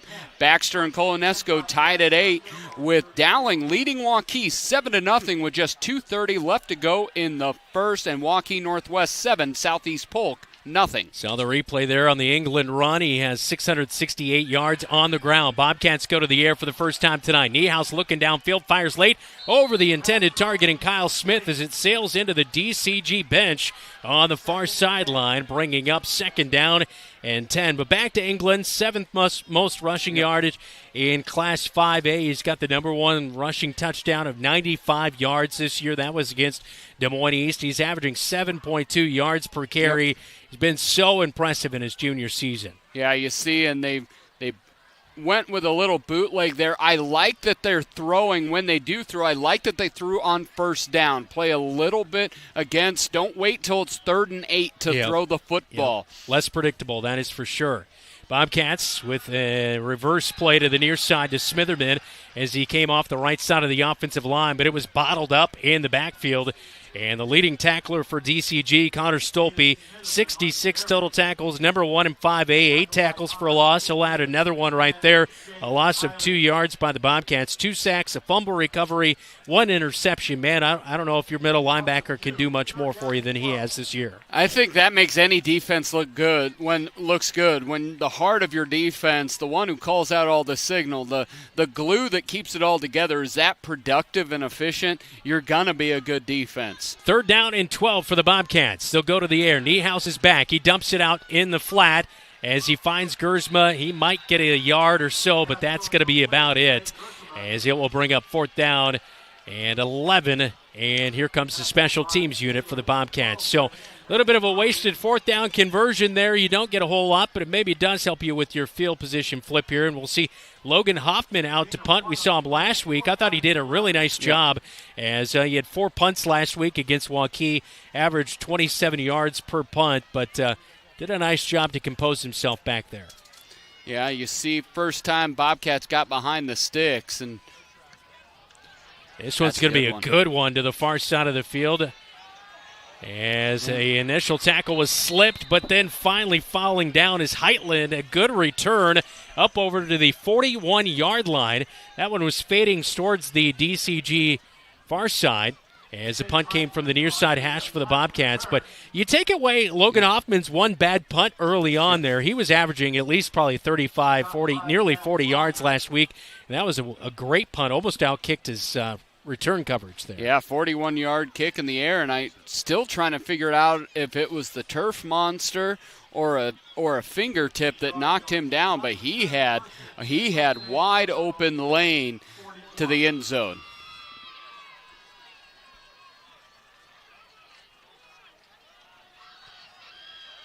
And off left side of the offensive line. First play for Ozzie Grimm goes for a nice gain of 8 yards, and it's going to set up 2nd down and 2. He's a little bit of the X factor, I would think, of their offense, because they like their playmakers in Heitland, Wright, and Heidgerken, and their tight end and Valenta. But if he can put together a good game on the ground, that's just that other element that they've been at times lacking a little bit. Yeah, last week he ran for 17 yards. Grimm goes off the left side again. He's got a first down. They see something over there as they get into Bobcat territory now at the 44-yard line. So another solid run for Grimm as we are now under 9 minutes to go in the second quarter. Yeah, you look at that left side of their line behind Scholl and Hasty. Those big cats over on that left side pushing the cats off the ball. That's Talon Halstead on that side. Jackson Hinkle in the middle. You've got Tyler Anglin out there as well. A pitch, a wide receiver comes to the near side, trying to get outside the numbers. He will. Chase Heitland fighting off some tackles. He's near the first down marker. Looks like he's going to be about a yard short, and it will bring up second down and 1. So a good pitch on the wide receiver sweep. It'll probably go down officially as a pass in the playbook, though. And they like to mix Heitland up in that they will do the jet sweep a little bit, will do that front pitch play, but they like the ball in his hands. Now out of the pistol for Engel as he'll hand off to Grimm. Left side of the offensive line, he goes again. He's to the 30. He's got a first down, and he moves the chains, now marked at the 29-yard line as the clock will be stopped by our officials. Not sure exactly. Maybe just with the move of the chains, the clock did not stop. Yeah, I think that was the case right there. So at the Bobcat 29, DCG will look to the far sideline for the play call. As Chase Engel will be in the shotgun. 2 wide receivers set, tight end lined up on the left side of the offensive line. Bring a man in motion, fake the pitch, hand off to Grimm, right up the middle. Fights through a tackle by Tyler England. No, that's Zach Wilder. He's up to the 25-yard line. Nice little gain of 4 yards on first down. As DCG just gets over 60 total yards of offense. They got 28 on the ground, 34 in the air. They're trying to mix and match, dink and dunk. This is where you look. Do they try to go over top? Hand off to Grimm, left side of the offensive line. Bounces away from a tackle, gets around Unga Pramana, and first down yardage. He's around the 20 and short of the 15. But another solid run by Ozzie Grimm to move the chains for DCG as they're now in the Bobcat red zone. Onga's struggling a little bit tonight. Hand off to Grimm. Flag flies on the snap. Grimm gets outside the numbers and pushed out of bounds at the 12-yard line, but this might be coming back here as flags from the far official on the backside of the play and the near side. I think it's a legal procedure. I think they were all going pretty quick. Or too many people in the backfield might be the call as well, just lined up wrong. But just finish my thought on Onga. He's been in places to make plays tonight and just has not made them. I think number 4 is completely capable of doing it, and that's really where it's going to... What? Looked like a legal substitution was a call from our official. Okay. So a legal substitution on the Bobcats. And I believe they're declining the penalty, which it would be 1st and 5. I think they would probably take that. And it looks like they did change their mind because it looked initially like the official said they'd decline it, but now they'll take it.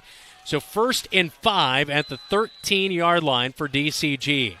Up 7-3 on your Bobcats. Man in motion as a high snap, and Engel will have to go cover it up back at the 21-yard line. Second time tonight we've seen a little bit of a missed snap or a missed handoff for a fumble by DCG. And that's what will always kind of keep you, if you keep everything in front of you. DCG has made a couple almost catastrophic errors, just a little bit of a high snap with Engel not able to corral it. So it's a loss of 9, setting up a 2nd down and 14. And they fake the handoff to Grimm. In the middle of the field, they'll pass it to their tight end. I believe that was Valenta. And it is Valenta who makes the reception and gets down to the 9-yard line. Big pickup there to set up 3rd and 2. Substitutions come in. You see Jackson Hinkle sprint back out there. A little bit bigger than Gaston Ferris in the middle of that line. Grimm stands to the left of his quarterback at Engel. Hand off to Grimm. Right up the middle he'll go. Bobcats can't get to him quite in time. J.J. Schoenfelder's there to push him back at the 6-yard line, but it's a first down carry of 3 yards with 5.5 minutes in the second quarter as the clock will stop. And I believe did somebody's helmet come off on that play? That Tyler England ran off the field. I believe his helmet might have come off. That's why there was a stoppage there.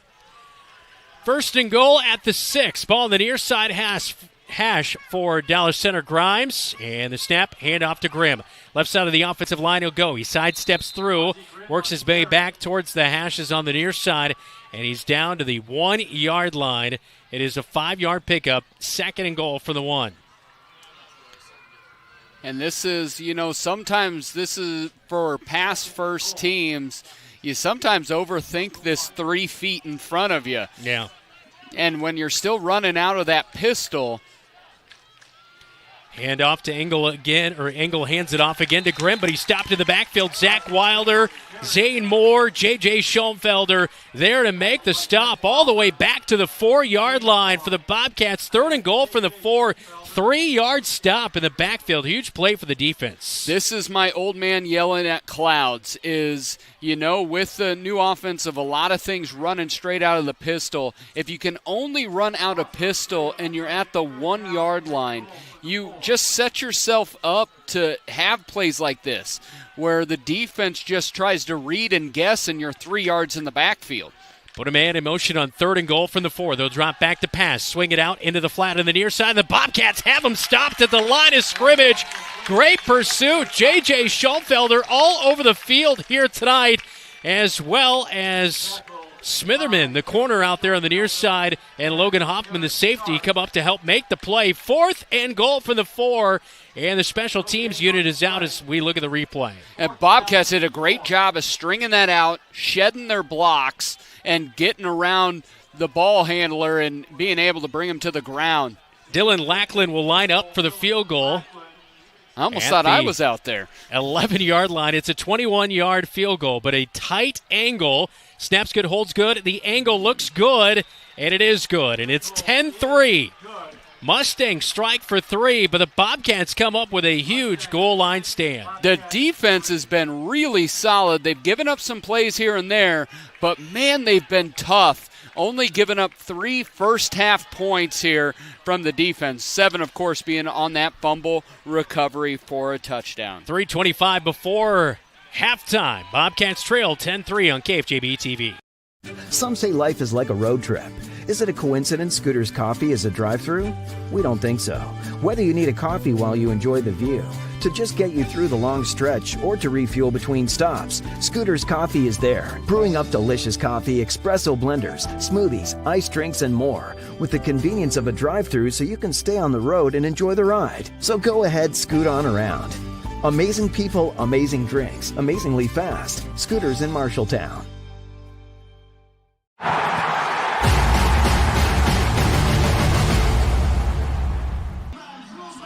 Dylan Lackland makes his third field goal of the season from 21 yards out, and that extends the DCG lead to 10-3 against the Marshalltown Bobcats in week number 7. 3:25 second quarter. Bobcats will get the ball back on our kickoff, all powered by Century 21. Marshalltown's number 1 home team, as Tyler England and Aiden Smitherman are back to return for the Bobcats, as Islamovich will kick it away. He has 13 touchbacks on the season. A good kickoff. Back to the 4-yard line. Smitherman is pushed. He's going to go up the far side hash. Kind of reverses his route, and he will be short of the 20, back at the 18-yard line, and that's where the Bobcats will set up shop. With 3:20 to go before halftime, Bobcats have had some good drives here tonight. Their opening drive, they came away with a field goal, but Bobcats fumbled it away on their next drive after turning over the Mustangs on down. So it's a little bit of that inconsistency popping up here tonight. Going to have to be solid and quick and efficient here tonight with 3:20 before half. They don't have their full cache of timeouts. I believe they still have 2 left here tonight. They used one right before the end of the first quarter on that 4th down play. Yep. And you've gotten 82 yards and 3:20 to do it. Starting at their own 18-yard line. Ball on the far side hash. Handoff to England. Left side of the offensive line he'll go. He'll rip through tackle up to the 22-yard line. That's a good start, a gain of 4. And with England, he started in that slot back. You now see him in the B-back. He's had his 2 best runs out of that B-back position, and really he likes that slot back, but I think it depends on the defender or on the defensive setup, and really DCG, where the Cats have had good success against them, is just a straight back or keeper from Niehaus. So I like them moving England around, and I like him in the B-back right now. Handoff. No, they fake the handoff to England. A pitch to the near side to Smitherman. Puts his head down. He's up to the 25-yard line. 26 is where they mark it. 2 yards away from the first down. Sets up a short third down. Coming up at halftime, it is our Scouting America halftime report. Presented by Scouting America, Mid-Iowa Council. Adventure on. We'll check out stats, highlights from the first half. Get scores around the states. And who knows what else. Dylan will probably reminisce. We'll check out the live chat.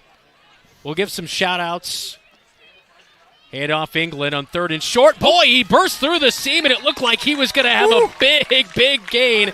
But it is a first down gain up to the 34-yard line. Boy, that one had you feeling, Dylan. I saw you jump out of your seat. You thought that one was going for 6. Ah, man, one arm tackle. There you go, because we've seen him hit. He hit that next speed, and I feel like if he could have ran through that arm tackle, whoo, buddy, no one was going to catch him. I know you weren't listening to the Cat Connection because you were down on the field, but he loved Ricky Williams growing up. That was a little Ricky Williams right there. Niehaus surveying a pass on 1st down and 10. He's going to be brought down back at the 25-yard line. It is a sack and a big loss of nearly, well, it's going to be an 8-yard loss. Setting up 2nd down and long. 90 seconds to go as we look at the replay here on KFJB-TV. Just couldn't get out of that sack, and it's a great play make in the backfield by Cole Torski, the senior defensive lineman. I love the call, but I think that's where Jamison has to know, all right, I've got 3 seconds. If I don't see anything, I got to go, because that really came down to a coverage sack, because you can't sit back there all night long. You have first and 10. Throw on that first down there. 1, 2, 3, and nothing. He had opportunity. You just got to make it. And now DCG wisely using their timeouts, because if they can get the ball back, they've got a great leg from their kicker, plus they get the ball to begin the second half. Yep. Torski with his first sack of the season on that defensive line, as he was able to fight off a block by Tyler England to get to the quarterback in England. So 2nd down and very long of 18. I like the hook and lateral here. They ran it Waukee about midfield. Yeah, that is a good call. Pack it in tight on 2nd and long. Gersma comes in motion. Pitch out to him to the far side of the field. Trying to get the edge. Fights through a block and a tackle up over to the 31-yard line. So a decent gain to get a little bit of that back, but it's still going to be 3rd down and 14. Yeah, and really, if you're the Cats right now, you don't want – that's what I like about the hook and lateral. You are still trying to get that first down. You're not putting the ball up in the air. You're not sitting back in the pocket. Are you going to pick it up? Who knows? 10% chance, but I still like that play because it has big play potential, but it's relatively a safe play. Scott Heitling calls the timeout for Dallas Center Grimes. They do have one more remaining in the first half with 1:22 on the second quarter clock. Thanks so much for joining us tonight. I'm Brandon Lewis. Dylan Doze alongside me tonight. Big shout out to everyone watching at Glenwood Place. I know they have a big watch party. That's love awesome. It. And we appreciate your support of Marshalltown Bobcat Athletics and our coverage here on KFJB-TV. 3rd and 4. I'm taking next week off. You go call the game in Waterloo. It's 3rd and 14. I wish it was 3rd and 4. Oh, 3rd and 14. You're right. I got excited about being off next week and just going hanging out with all the all the folks at Glenwood? Yeah. I'd move in there. My grandma lived there for a while. I wouldn't be mad at living there for a hot minute. I think there's age restrictions. Although you're getting older. I mean, you're graduating a senior this year. I just had my 25th reunion. It's a whole thing. 3rd and 14. Fake the pitch. Niehaus through the air, looking downfield. He finds somebody in the flat. It's Kyle Smith for the first down. Sticks. He's got it. Pushed out at the 45-yard line. He points for the first, and the Cats will move the chains. 1:19 second quarter. Great pass right there to the senior Kyle Smith. And he just stood up tall in the pocket. A great block. Nate Sinclair, middle of that lineup, that middle of the line, great blocking. You could see him go through his reads there as well. He was working his way from left to right looking. And found Kyle Smith for the first down chain mover. Fakes a handoff, comes to the near side. He's got a seam up to the 50, breaks through a tackle, and up to the 40. He'll dive ahead. A first down run for Jamison Niehaus of 19 yards. First down in Mustang territory, and he did a great job. He didn't pitch it there. He saw a seam and just went right through it at the hashes to move the chains. He called his own number, 10 carries so far tonight, 50 yards. He was able to tuck it in, little bit of loaf of bread early, but tucked it in and turned it upfield. Now they'll reverse it, come near side to Smitherman, tries to get to the sideline and out of bounds. It looks like he will stop the clock as he gets 1 yard up to the 39-yard line. Second down coming up with 53 seconds to go before halftime. At least a field goal here would you have to give get you points. A good feeling. Yeah, some sort of points. Bobcats do have a long of 43 this year from Aaron Zambrano.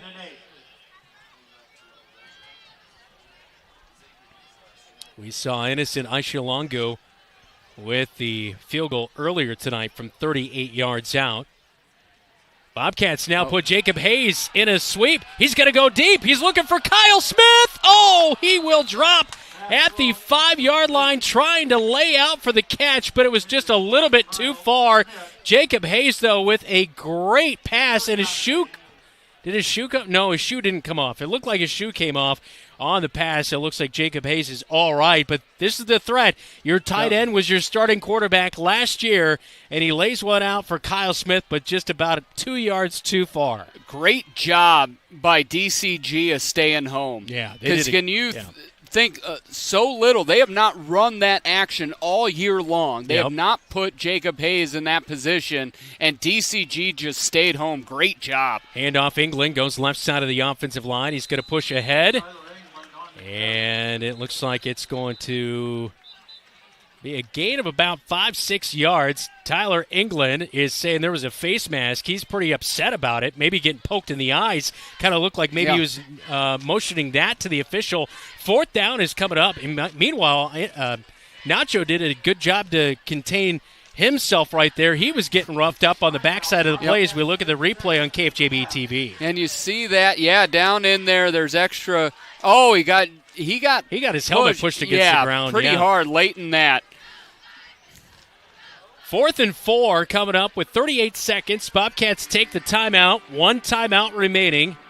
And right I'm before a little halftime. Surprised the Bobcats took that. The middle linebacker, 46. He was sticking his hand right in the helmet there as you looked at the replay. That's a 5A leading tackler, Stolpe right there. Captain Insano shows no mercy. I'm a little surprised that the Cats took a timeout there. And I'm not against it whatsoever, but on a 4th down, that means Goodman feels confident, even if they don't get it, that they have a good shot to just hold that DCG offense. But DCG would have a timeout at their disposal. Do we get to poke Stolpe in the eye after the game? We don't, because we're adults. But I think maybe the Bobcats I watched The Water Boy one too many times. Yes. 4th and 4, Cats will go for it. They pack it in tight. Niehaus through the air. Quick look out to the near side. Kyle Smith makes the catch. He's got the first down over the 30 to the 28-yard line. Kyle Smith with 2 first down chain-moving receptions on this drive. And I believe the timeout is called by the Bobcats. Their last of the first half, as they'll have time to run maybe 1-2 more plays in this first half. Really nice ball just over the outstretched arm there of number 87, Luke Lampy. That was a night. He seems more decisive the last couple of weeks. Jamison, that Cedar Rapids Kennedy game was not a good one, and he has responded really well. Go through the air again. You got another trick play? Yeah, if you have it, use it, because Cats don't have timeouts. So really anything that's caught inbounds or ran inbounds that's short of a first down, you basically have to rush up. And we're not a running team. We don't clock anything ever. But you've got to get the clock stopped somehow to be able to get your field goal unit out there for a try. All right, so 32 seconds to go in the second quarter. 10-3, Bobcats trail. Zane Moore split out to the far side of the formation. Kyle Smith near side. England is the B-back. 2 slot backs. And they're going to go to the air. Looking deep. Near side, coming for Kyle Smith, diving for it, incomplete. And the Bobcat fans are calling for pass interference, as on the coverage was Hudson Heidgerken, as he has 2 picks on the season with pretty locked up coverage there on Kyle Smith. He had two hands on him while the ball's up in the air. Look at that the whole time. Whole time. That is a terrible missed call with 26 seconds left to go in this first half. That's initially pitiful. I thought it was a little hand fighting, but it was not. And so it was hand fighting, but it was only one set of hands. One wide receiver this time for the Cats. They'll run it with Niehaus, the quarterback, around the left side edge, up over the 25-yard line. Bobcats going to get back to the line of scrimmage. 15 seconds and counting here in the second quarter. It is third down, so they'll bring up fourth down when they spike it here with 10 seconds to go, and they will spike it with 8 seconds now stopped on the clock. One thing that I also don't understand is Stolpe's there trying to grab the football. Like, could be a delay of the game. That's a delay of game. Yep. They are really struggling in this last 25 seconds. That's frustrating. Okay, so it's going to only be third down, I believe. They took the deep shot on first down. No, then the run. So it should be fourth down, but they're only saying it's third down. If the Bobcats get an extra play here, they'll take it. So third down, Bobcats will drop back to the air to pass. Looking near side, Niehaus brings it down. He'll run. Oh, he didn't go out of bounds, and the clock will run out here in the first half as Niehaus looked to cut it back inside, but maybe if he would have went out, would have given the Bobcats a late chance for a field goal. Time runs out. 10-3 is our halftime score as the Bobcats, again, we said it last week and the week before, a lot of shoulda, woulda, coulda. It's the scoop and score is the difference. Yep. The pitch, Smitherman fumbles, and that's why it's 10-3 right now, folks. Also, that play could have just thrown it out of bounds, launched it deep, and you give yourself a shot for at least 3 on the clock. Yeah, and regardless of what the scoreboard said, it was fourth down, so you have to try to go at it to the end zone. The Chains also said third down on that play. I don't know if we've got the replay of that last play, but we're just I thought the run plus the long pass incomplete, then the spike should have been fourth down, but the clock and the Chains were only showing third down. So anyway, that will send us to halftime. 10-3, Bobcats trail the Mustangs of Dallas Center Grimes. You're watching Bobcat football on KFJB-TV.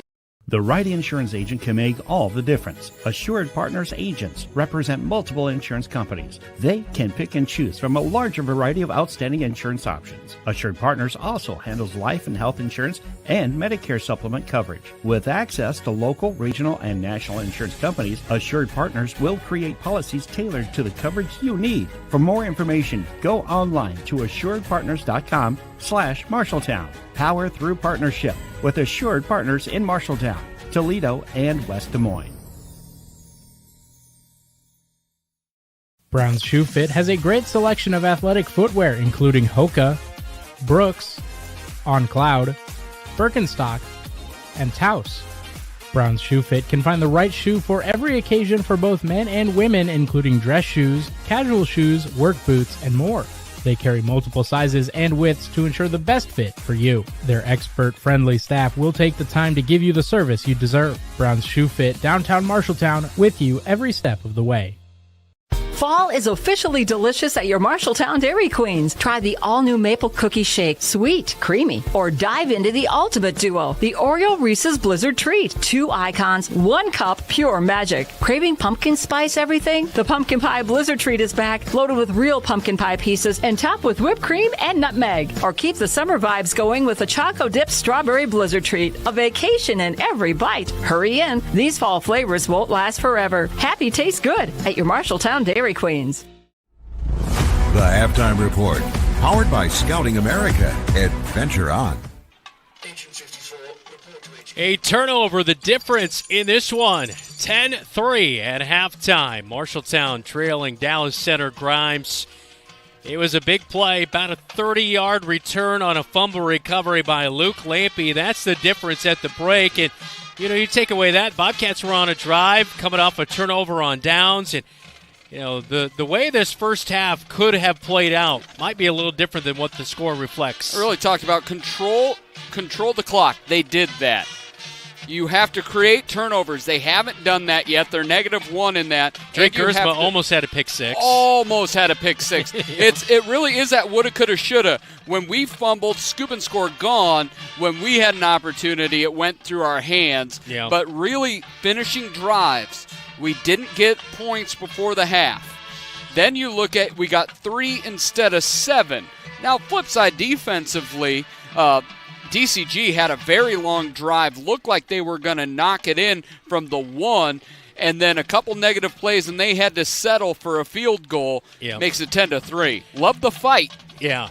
We just saw the field goal from Innocent Aishinalongu that opened up the Cats scoring here tonight with 4:12 to go in the opening quarter of play. And that was the first drive of the game, nearly an 8-minute drive to open up. And that was, it's exactly what Coach Goodvin tells us each week. That's what they want to do, and that's what they did. They didn't get 6, but at least they got 3, and it gave themselves a nice feel-good start to this game. Well, and you saw the juice. You saw the juice early, and then the defense comes out and forces a turnover on down. So you see the Cats really feeling themselves for a while, and a lot of that just scoring right out of the chute. This has been a very short game. I mean, my drive chart, I remember one game. I don't remember what one it was. I think it was Waterloo East. Yeah. I was near the bottom of it by halftime. And here tonight, we only have 4 offensive drives for the Bobcats. And meanwhile, for the Mustangs of DCG, right around that as well. So turnover on downs by DCG on their first drive of the game. Bobcats get it right back. Smitherman fumbles it away. Then a punt by the Bobcats after that 6, and a touchdown by Lampy of the defensive recovery for the touchdown. And then Dylan Lackland drills a 21-yard field goal for DCG on their next drive after a Bobcat punt, and that put them up 10-3, as that was a 21-yard field goal with 3:25 in the second quarter. And then Bobcats started at their own 18. They got a 4th down conversion. Kyle Smith had a couple nice receptions for a first down, and then time ran out of them right before halftime. Could be a 10-6 ball game at the half, but Bobcats did not, get themselves in an opportunity to get that. They had about a 4th down conversion at the end of the half. But other than that, first half comes down to the coulda, woulda, shoulda, as we alluded to. Coming up on our halftime report, we're going to get a scoreboard update plus our stats when we come back. And senior night for band. Yeah, Dylan looking good. Aubrey, she's the one that runs the household. Yeah. She did not approve. She told me she did not approve of what you wore tonight. Oh, I don't care. Ian liked it a lot. We love that. Big shout out to, and as you see Ian Doze there as well, a senior this year. He's going to go to Oklahoma next year, and he's pursuing a field in meteorology. Yeah, he's going down there. National Weather Center's down there. I wanted to go there too after going on the trip. I didn't know what I was going to study, but I was going down there too. I should have wore my pet band jersey tonight as well. We could have been matching. I would have loved that. Would have been great. Big That shout out would've been good. to Brett Umpton. He is the band director. He got, about 20, 25 kids at Bobcat Live last night playing. Yeah. It was a great night. It was a loud night. It was a fun night, and it really was just great to just support that group. And I always say it all the time. I know zero things about band whatsoever. I know nothing.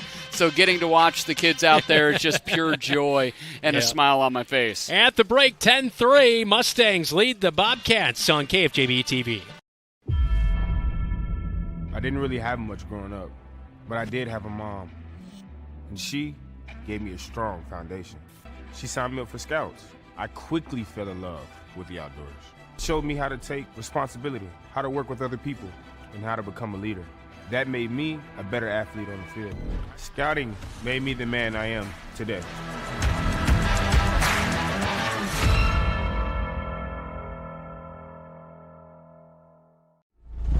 The Halftime Report, powered by Scouting America. Adventure on.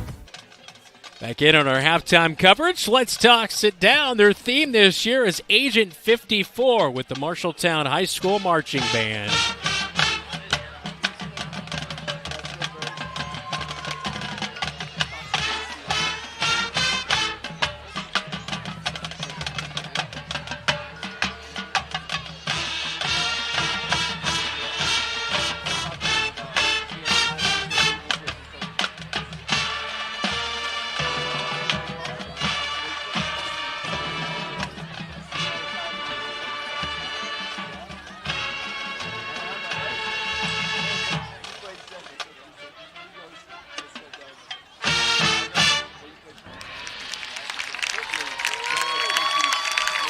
Great crowd on hand here at Leonard Cole Field at halftime. 10-3, DCG leading Marshalltown. Now time for a scoreboard update. All brought to you by Central State Bank. Dylan? Number 6, Wapsie Valley had a big second quarter. They're up 21-0 on East Marshall at the half. Ankeny up over Ames 28-0 in the second. Grundy looking to win their 4 millionth game in a row. I think 46 actually. Leads Central Springs 21-0. Iowa City High over Des Moines East 14-0 in the second. Nevada 35, Sadell 0. That's just one quarter in. Norwalk 20, Ottumwa 0 in the first. Dowling 14, Waukee nothing. That is just 7.5 minutes before halftime. And then West Marshall up on I-35, 14-0 with 7 minutes left to go in the first half. That is the scoreboard update. Again, all brought to you by Central State Bank. Discover what they can do for you. Locations in Ames State Center and in West Des Moines. Big shout out here tonight to Debbie from Davenport watching. Appreciate that here tonight on our broadcast. Be sure to hit the like button and subscribe to KFJB-TV and turn on the upcoming game notifications. We'll take a look at our halftime stats when we come back. This is Bobcat Football. You're watching KFJB-TV. Looking for top-notch eye care close to home? Eye Care Associates, with offices in Marshalltown, Conrad, and Toledo, has proudly served Central Iowa since 1990. Their expert team provides eye exams for all ages, designer frames, contact lens fittings, and treatment for glaucoma, cataracts, and other eye conditions. With advanced technology, a welcoming staff, and convenient online booking, your next visit is easier than ever. Visit visionsource-marshalltowneyecare.com today. Eye Care Associates, your vision is their priority. The Halftime Report, powered by Scouting America. Adventure on. Our halftime score, 10-3. DCG leading Marshalltown. Now time for halftime stats and adjustments presented by Ken's Transmission of Marshalltown. Dylan? When you look at the Bobcats, over 110 yards on the ground. Really good ground game led by Jamison Niehaus. Has 12 carries, 58 yards. Tyler England has 6 carries for 29 yards. And J.J. Schoenfelder in that first drive had 4 carries for 14 yards. And in the passing game, Jamison Niehaus 3 of 5 for 18 yards. Jacob Hayes 0 for 1, just missing Kyle Smith on a big play down the side of the field in the second quarter. Kyle Smith 2 receptions for 17 yards. Drake Gersma, 1 reception, 1 yard. On the ground for DCG, they have 41 yards on the ground, all of them from Ozzie Grimm on 9 carries, 41 yards. In the air, Chase Engel is 5 of 7 here tonight for 46 yards. 20 of those are to Hudson Heingirken. Chase Heitland, 2 receptions for 9 yards. Wyatt Valenta, 1 reception, 12 yards. And Ozzie Grimm has a reception for 5 yards. All that coming up to a 10-3 lead for DCG. The big thing not in those stats, that big scoop and score. Yep. That only touchdown of the first half. That is our halftime stats, again presented by Kent's Transmission of Marshalltown. All right, adjustments for the second half. Really, I like what the Cats are doing. I like that they're passing on first down when they have opportunity. Really what it comes down to me, I think in the passing game, I think you'll have to see a couple more blitzes here. Force Engel to have to make an extra second of decision-making because we've seen almost through a pick. Yep. Had a high snap fumble. Is the Cats are I believe they're gonna have to force a turnover to be able to win this ball game. Well, Cole Torski has his first sack of the season. Yep. Luke Lampe had that fumble recovery, his first one of the season for a touchdown. This defense for DCG has 4 touchdowns on the defensive side of things. So, I mean, you've got to – the X's and O's do have to be really well because, I mean, this is a team that isn't even quite giving up more than a couple touchdowns a game throughout their season so far. Yeah, and really it comes down to those 16 turnovers they've forced. It really comes down a little bit of everything DCG does across the board. Stopel didn't he lived up to everything, he's a tackling machine. Yep. Stolpe, sorry. He's a tackling machine in the middle of everything. I thought they did a really good job, but on the defensive line for DCG, for the most part, I thought the Cats handled themselves well. They continually grow as a unit. You think 2 weeks ago against Kennedy, it was a bad night for the Cats in all facets, but especially at the lines. They continually are getting stronger and stronger as the year goes along. Well, DCG is number 12 in the RPI, and they do have Kennedy week number 9. So that'll be – I think that game also comes down to, depending on how DCG – imagining they win next week against Ames. Yeah. And then they finish out with Kennedy. I mean, that will be kind of solidifying who's going to end up in that 10 through 16 in the RPI. Yep. Yeah, there's a ton to still play for. And we talked about it early on, is that the Cats are in spitting distance, is if you can eke out a win tonight, if you can play yourself into a conversation, that's a big deal. But on the flip side, if you're DCG and you drop a game to someone whose RPI is in the 20s, that really, really is a big shot in the foot when you're trying to get into the state playoffs as well. That is for sure. Well, we are at halftime. Again, that's our halftime stats and adjustments presented by Kent's Transmission. Second half is coming up right around the corner as Dallas Center Grimes will get the second half kickoff. This is Bobcat Football. You're listening on News Talk 1230 AM, 93.9 FM, and watching right here on KFJB-TV. Have you ever seen what it takes to fix a transmission? It takes a lot of patience, a lot of experience, and a whole lot of talent. At Ken's Transmission, they have all the above. Family owned and operated with over 62 years of experience in all areas of transmission, keeping your vehicle shifting smoothly and routine maintenance, repair, and replacement, including automatic and manual. For reputable service you can trust, Ken's Transmission. Ken's Transmission at 306 East Anson Street in Marshalltown is a proud sponsor of the Marshalltown Bobcats. Bobcat Athletics on KFJB-TV is powered by First Rate Real Estate, FirstRateTeam.com. Adland Engraving and Screen Print Company, AdlandEngraving.com. Assured Partners, power through partnership. Your Marshalltown Dairy Queens. And Brown Shoe Fit, with you every step. Welcome back to Leonard Cole Field. A great moment there with the young cheerleaders. As Val Corson and the cheer squad always do a great job kind of coaching up those future Bobcat cheerleaders, as you see there on KFJB-TV, making their way off the track. I know they do a lot of practice and getting ready, big moment for the young ladies out there. Oh, and it was great. They were practicing earlier, and I was down on the sideline getting ready for pregame, and some of the cheerleaders were like, wave at Dylan. So they're all waving, and a young girl waves at me and then turns around and goes, who's Dylan? And I was like, people have been asking that for years. Even Georgia Jansen. That's right. Who are you? I don't know the difference. They even got to meet Bobby the Bobcat down there, so big night. It's a great night. It's just a ton of energy from the crowd, and it's always good to see the youngest Bobcats that are going to be our future Bobcats that we get to call their games, interview them on Bobcat Live. There's Bobby.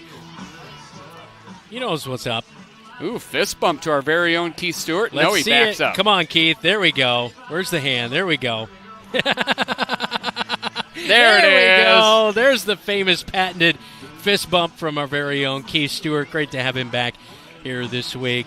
Second half is coming up right around the corner for the Bobcats. Next week it's Waterloo West and then Dowling Catholic to end the season. As, it just can't get over. Always, I say it every year, it's like a broken record. Fastest 9 weeks of the year, but it definitely is already week number 7 here tonight. And it feels like it's such a razor-thin margin that the Cats started off so strong. As that is that is frightening. That is a couple of Oompa Loompas in the crowd. Yeah, that is a frightening look. That is more orange makeup than should be allowable to be purchased. I think you lost track of what you were going to say. It's a razor-thin margin. The Cats started off the year really strong, but then you kind of get caught behind the 8 ball a little bit, and then all of a sudden when you're trying to rectify it all, you're like, oh, there is 3 weeks left, and now 2.5 weeks left. One thing that is interesting is we see the kickers getting warmed up for the second half. Both of these squads have good special teams units. Yeah. Well, and so, that's why that 3 would have been so key there for the Bobcats before halftime.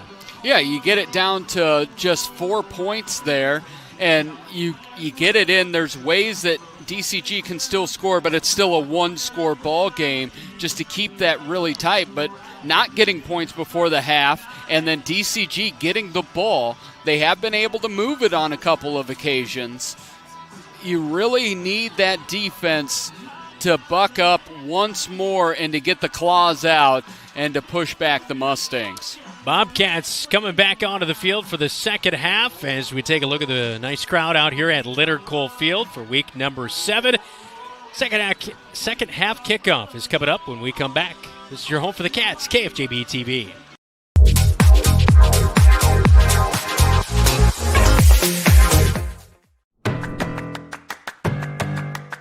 In Iowa, we are fortunate to have a lot of opportunities to get involved in at our schools. Athletics and activities have so many positive effects.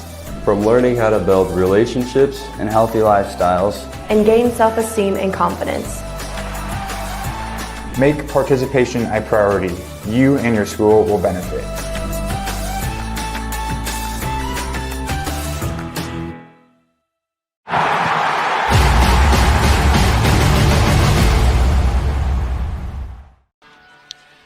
Coming up on Tuesday night, we have volleyball on the road at Des Moines East at 7:15. I hope to have you along for that. Bobcat Live next Thursday. We'll talk football, volleyball, and much more. I know you had a chance to talk to Logan Wolf, esports, last night on Bobcat Live, and they beat Waukee. Yeah. We couldn't have the athletes there because they were in sudden death, and right before Logan left, he goes, "We got Waukee."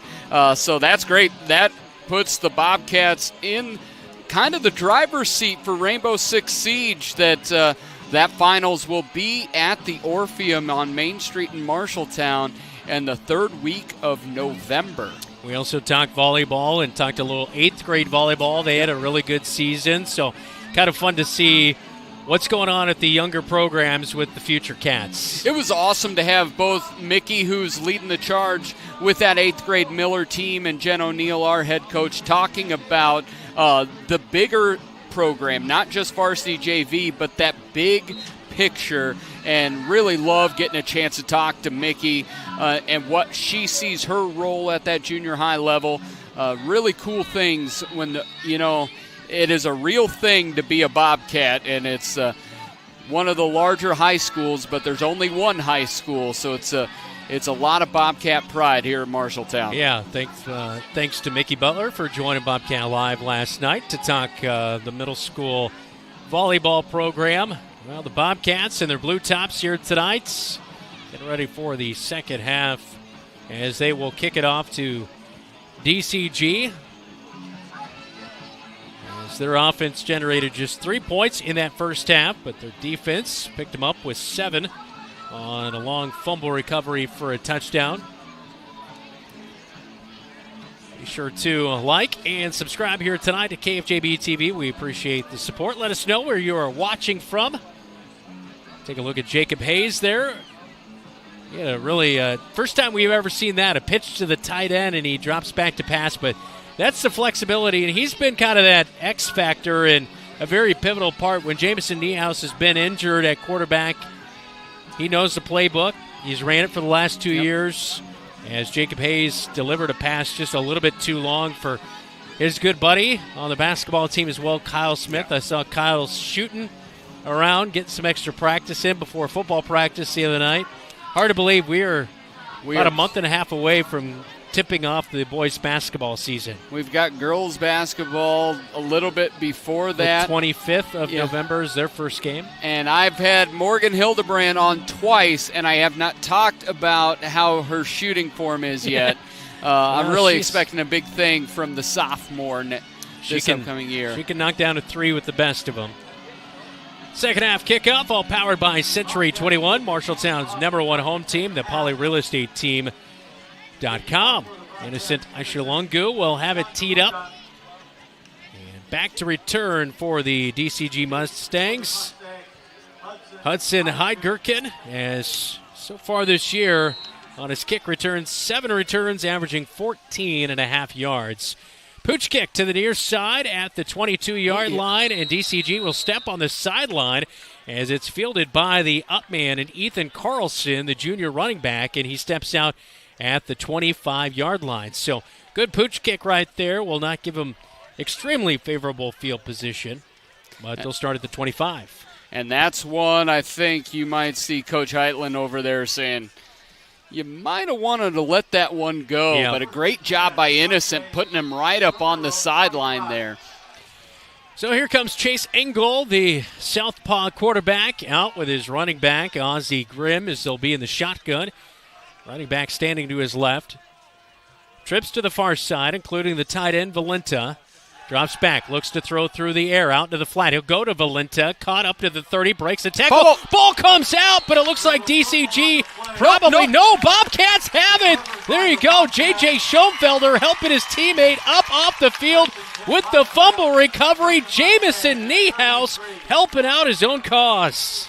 That's what you have to do with the Cats. You had to come in. We talked about it at halftime. You had to force a turnover. Great job by Jamison holding them up. And I think Enga Pramana comes up with the big play, puts the hat on the ball. Cats have it in plus territory. How about Excellent job. Right out of the gate. First play of the second half for Dallas Center Grimes. And at the 32-yard line in Mustang territory is where the Bobcats will set up shop on the far side hash, heading to the east end zone. Bobcats have moved it tonight on the ground. In that first half, 111 yards of rushing, 18 through the air. Niehaus underneath center. He's got England in the B-back. He'll hand it off to England. Left side, he'll go. Plowing through and over the 30-yard line before he's finally brought down. And it was Stolpe, the middle linebacker, the man to make the first contact, but it is a gain of 3, 2nd and 7. And the big thing we talked about in that opening drive, it's just stacking positive plays. And the Cats don't need it to be a big play. They just want those consistent gainers and allow that clock to tick away. We'll look to the near side for the play call from the boards, and they'll have it as they check their wristbands. They'll pack it in tight here with a wide receiver on the edge and the tight end on the right edge of the formation, and Jacob Hayes. Hand off right side. England finds a gap and a seam, and he's up to the 22-yard line, right at the sticks for a 7-yard gain. And now they mark it ahead a yard to the 21, a first down run of 8.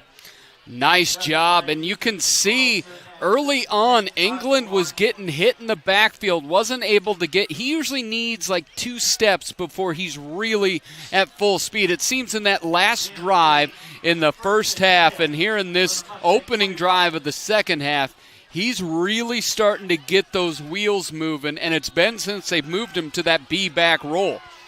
Ball in the middle of the field at the 21-yard line for Niehaus. Puts Gersma in motion. Hand off to England again. Bounces outside, but he'll be wrapped up. And it's back to the line of scrimmage. Good pursuit around the edge right there, coming up and helping make the tackle for DCG. Johansson, the senior corner. Cats have not had much success when they bounced it to the outside. DCG has done a great job of hanging at home, and I think that was Samson Johansson right there coming up with a big play. Second down and 10. Ball still at the 21-yard line, now on the near side hash after the England run. Still packing it in tight in the flex bone. Brings Smitherman in motion. Hand off to England. Left side he'll go. Follows Hinkle. He dives ahead. The ball is out, they say, but it looks like England got back on it. It's a nice run to get the Bobcats in the Ethington Heating and Cooling red zone down to the 14-yard line. A gain of 7. 3rd and 3 coming up. And this is where you see England just puts his foot in the dirt and then moves upfield. This is where Jamison has called his own number quite a few times. We've seen an extended cat claw as well. They're going to pack that box tight. Zane Moore, the only wide receiver in the formation. He'll line up tight on the left edge. Gersma and Smitherman are the slot backs. England's the B-back. Niehaus puts Smitherman in motion. Hands off left side to England again. He's got a seam, but boy, he is plowed down. And it's the linebacker coming up and making the big stick. Connor Stolpe with a huge tackle at the line of scrimmage. 4th down coming up. And they're not even thinking about 3. There was no movement. They came out like, we're going to go get it. And a great Stolpe is just... He was on the right side of the offensive line and shot all the way to the other side of the field to make that tackle. He reads everything so well and then just with a burst attacks the football.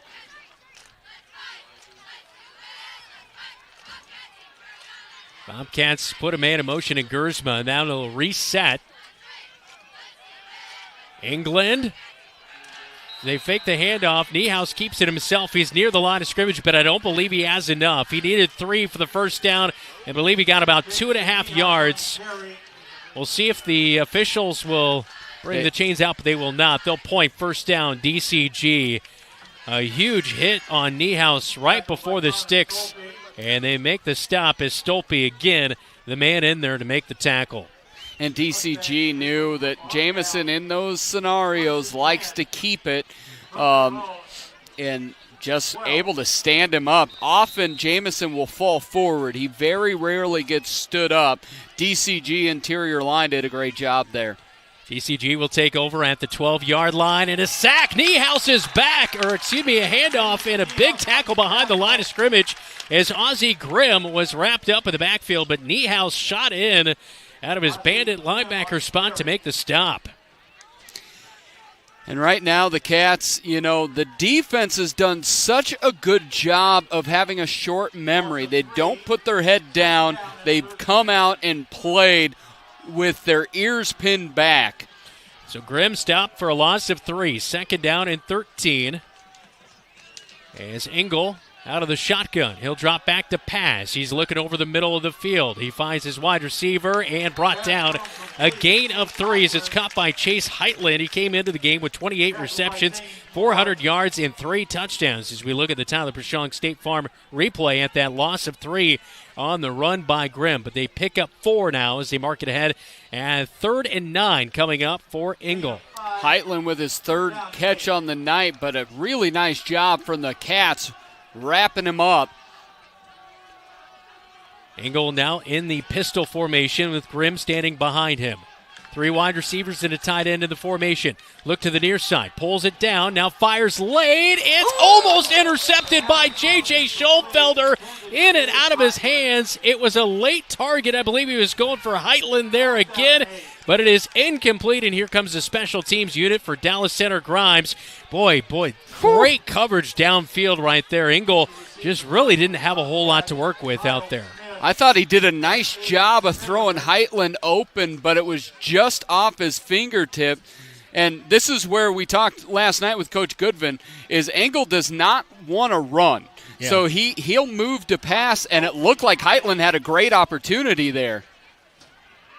The punt is mishandled for a moment, but it will bounce near midfield and over the 50 and out of bounds at the 47-yard line is where they're going to spot it there. But Zach Wilder on that pass was the man who kind of tipped it, and then J.J. Schoenfelder had an opportunity.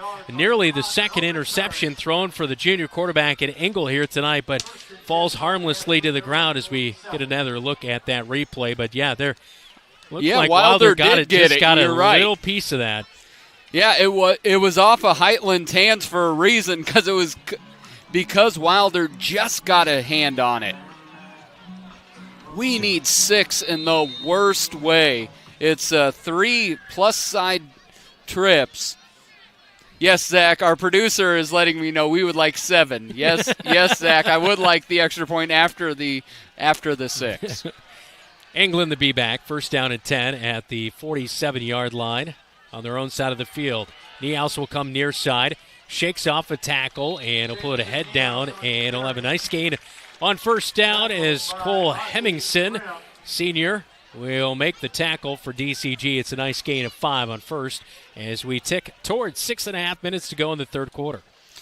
Just calls his own number, had Drake out there with the pitch, but Niehaus knew he had 5 on his own. Second and manageable so far for the Cats in plus territory yet again. I don't see Connor Stolpe out there, do you? No, there he was. There he is. He was about 10 yards from the line, and now he moves up at the end of it. I only see Stolpe out there. Handoff England, comes near side, bounces off a tackle, fights ahead for a gain of about a yard and a half. They'll give him 2. Up to the 46-yard line in DCG territory, a much more manageable third down and a long 3. Yeah, Tyler worked really hard to gain those 6 feet there. Bottled up inside, bounced to the outside, kept kind of corkscrewing himself to fall forward to make this 3rd and short. Cats letting the clock dwindle down here on the play clock. 5.5 minutes to go, third quarter, 10 on the play clock. Smitherman comes in motion. A pitch out to him to the far side of the field, trying to get around the corner, but boy, great pursuit. Back of the 49-yard line, coming up and making the stop is Samson Johansson again. He's made a couple of nice stops on this drive, and right there, that one brings up 4th down, and here comes the punting crew. And Logan Hoffman back to punt for the Bobcats. And what has not worked for the Cats at any moment tonight is going sideline to sideline. This DCG defense, specifically in that defensive backfield, there being Heminger and Johansson, and that whole group along with Jensen and Heingirken, they're just really good out there. There you see number 2 right there in Johansson making a big play. Good job by Logan Hoffman. The snap was low. He brought it up off the turf and angles it to the 20-yard line. So good punt right there and swing of field position, and that's where DCG will take over to begin their 3rd drive of the second half. They fumbled on their first drive of the second half as they passed to Valenta, but Jamison Niehaus recovered it. A punt on their last drive, and they're back out. You know, they've done a good job of making sure big plays have not come in special teams. They do have a punt return for a touchdown, DCG does, and Bobcats have done a good job of keeping the ball out of playmakers' hands in the special team opportunities. 1st and 10 at their own 20-yard line for Dallas Center Grimes. 3 wide receiver formation out of the shotgun. Fake the handoff, pull it out, throw it to the far side of the field. Unga Pramada is going to be there to make the tackle, but it's a first down gain, and reaching for about a 15-yard gain is Hudson Heidgerken. And DCG out of the gate on the first play with a nice pass play to the far side of the field. Anka did a nice job of getting over there. But a beautiful pass there by Engel, just over top there to get that first down. Engel out of the shotgun, quick fire to the near side, wide receiver screen. Bobcats kind of blew it up initially with Drake Gersma, but then good forward momentum after getting through some of that initial pressure by Gabe Wright. And he has 8 yards on first down, setting up 2nd down and 2 with 4:05 on the clock in the third quarter. Really good tackle there by JJ, but a quick release out there. Bobcats brought a blitz. Shotgun formation for Engel, who has 4 in the formation out wide.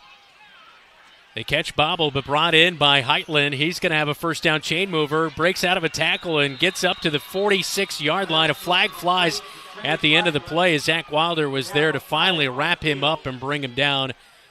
And we'll see what the flag is on the field. Face mask. And a face mask is the call. Number 85, Jackson Reese, had a really nice block that opened this up. You'll see 85 blocking down the field. He kicks out Jamison Niehaus there. And then that looks like a shoulder pad. Yeah. Looked like JJ got his hand in there, but maybe not quite a face mask, but definitely probably from that angle. Yeah. Looked like it with his hands up high. So it is going to be a 15-yard penalty, and that'll move the ball all the way down to the 32-yard line in Bobcat territory. Right. Let's see here. That is a shoulder pad. In no way is that a face mask. Snap to Engel, drops back over the middle of the field. And it's caught up to the 25-yard line. Ethan Carlson, the junior tailback, makes the reception, just hanging out in the middle of the field. And it's a nice gain on first down of 6. Cats are going to have to claw their way out of this one. Another play that doesn't quite go your way.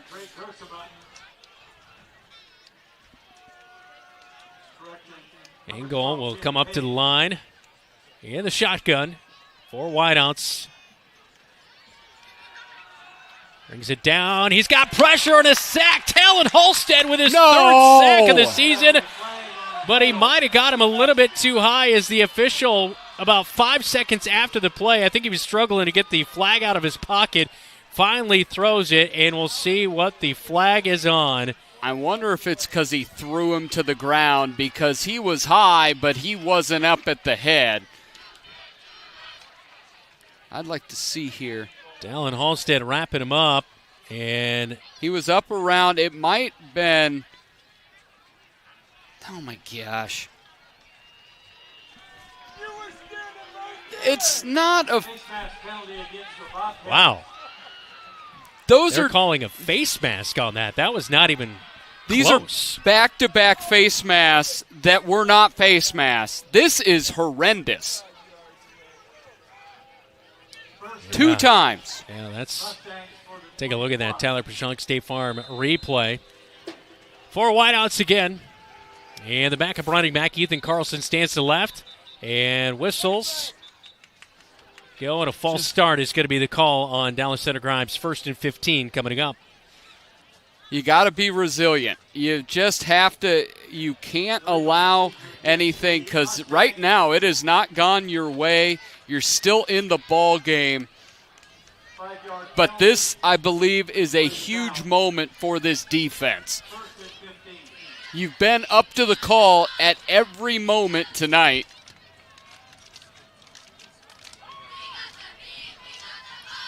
First and 15 ball in the middle of the field in Bobcat territory. At the 26 for Engel. He'll drop back to pass. Looks to the far side of the field. He finds his tight end in Valenta. He'll get some of those penalty yards back and a couple more for a gain of 6, maybe 7. We'll see where the official has it. Gain of 7 as we are at 2:42 in the third quarter. Look, so far tonight is out of 13 passes. Engel has completed 10 of them for 99 yards. His favorite target, like always, is Chase Heitland with 4 catches Heingirken has 2 of them for 36 to lead in the yardage side for DCG. 2nd and 9 for the Mustangs. Ingles back to pass. Near side he comes. Kyle Smith is there to break it up, but the flag flies. They're going to say pass interference as Wyatt Valenta was the intended target.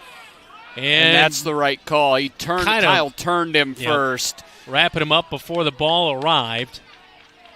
And so pass interference will give the Mustangs an automatic first down. And there was no need to turn him. And he got there too early. About a half second too early. But that flag is sure fast. And with the penalty, it will give 1st and goal for the Mustangs at the 9.5-yard line. Bobcats came up with a 1st and goal stand. Yes, they did. Earlier in the first half. As DCG got it down to the 1, Kyle turned him with his right hand. Clearly a pass interference. 3 wideouts for Engel. He'll hand it off right up the middle. And spinning out of a few tackles down to the 4-yard line. This time is Ethan Carlson, the junior tailback. Will have a nice gain, making it 2nd and goal from the 5. Gain of 4 right there. 2:20 and counting, 3rd quarter.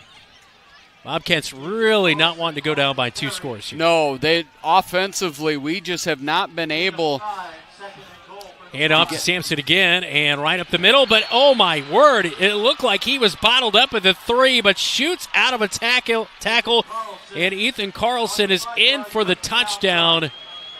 5-yard rush, and DCG takes a 2-score lead. On a drive aided by 3 personal fouls, he would not be denied. Great job of keeping the pad level low and the legs turning. Made it for 6 for DCG. Now they're up 2 scores. On for the PAT is Lackland. And the snap is low, but brought in and held. And the PAT by Lackland is good. So snap hit the turf, but they were able to convert on the PAT, and it makes it 17-3. As Carlson right up the middle, Bobcats had him bottled up, but he shoots out of it for 6. 17-3 Mustangs over the Cats on KFJB-TV. Good call tonight, man. You too? You think what I'm thinking? Let's go to Legends for a Bobcat burger. Hi, guys. What are we hungry for today? I think we're going to do 2 Bobcat burgers.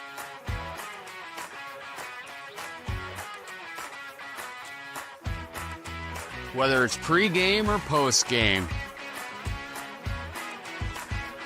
Or during the game, it's Legends American Grill in Marshalltown.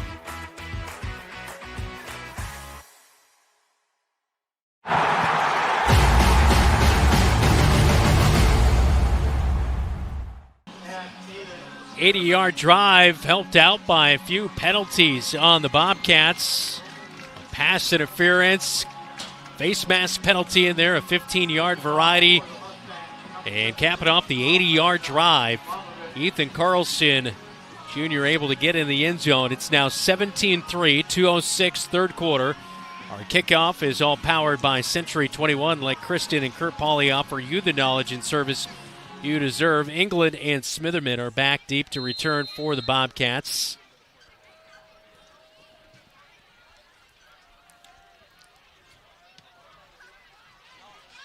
And this one, a good kickoff into the end zone, as fielded by Smitherman, and another touchback on the season, as he's been good this year in Alman Islamovic, and able to put the Bobcats back at the 20-yard line is where they'll start this drive. So Bobcats in the second half, they had a turnover on downs, a punt, and this will be their third drive of the second half.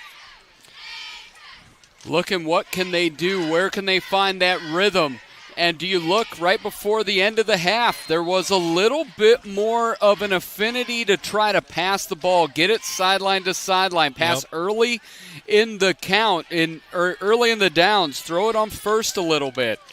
Bobcats only averaged 25 yards through the air a game, already at 18 here tonight. Hand off up the middle, And I believe, was that Schoenfelder that checked back in? No, it was Tyler England on the carry. A 2-yard up-the-gut play. 2nd and 8 coming up.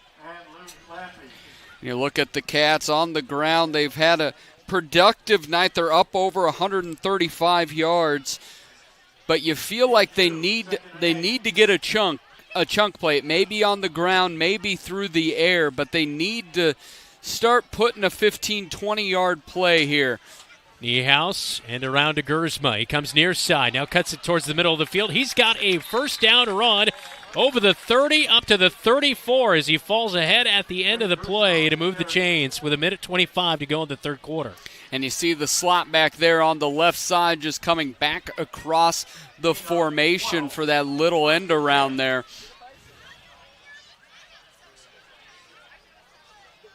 And cut up. Nice job. I like how Drake runs the football. He tends to go north and south. Yep. He sees that hole, and he'll just go for it. Doesn't mess around. Fake the handoff. Pitch out to Smitherman. Tries to get around the far side edge and driven back at the sticks. He might have himself a half yard, if that, but a good stop by that defense.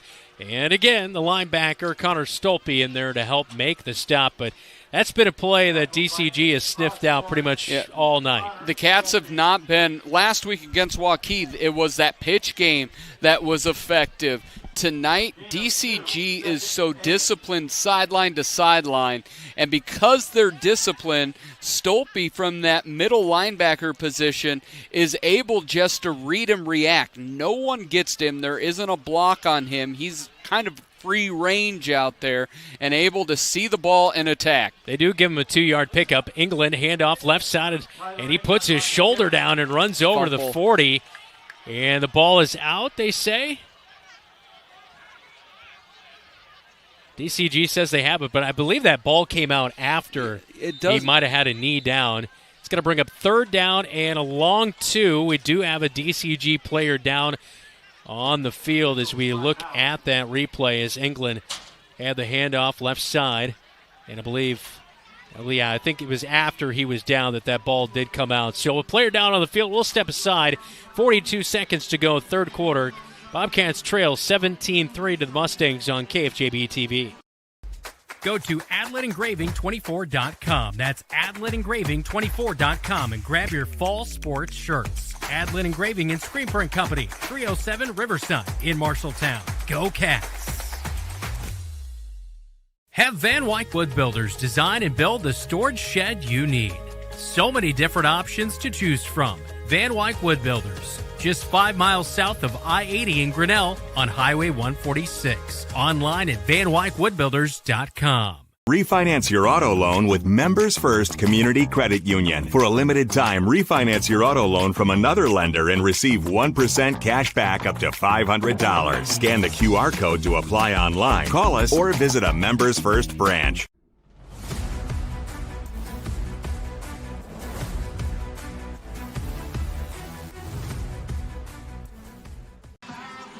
Welcome back to Leonard Cole Field. That was before the game as a fire truck out here. It is Fire Prevention Safety Week next week.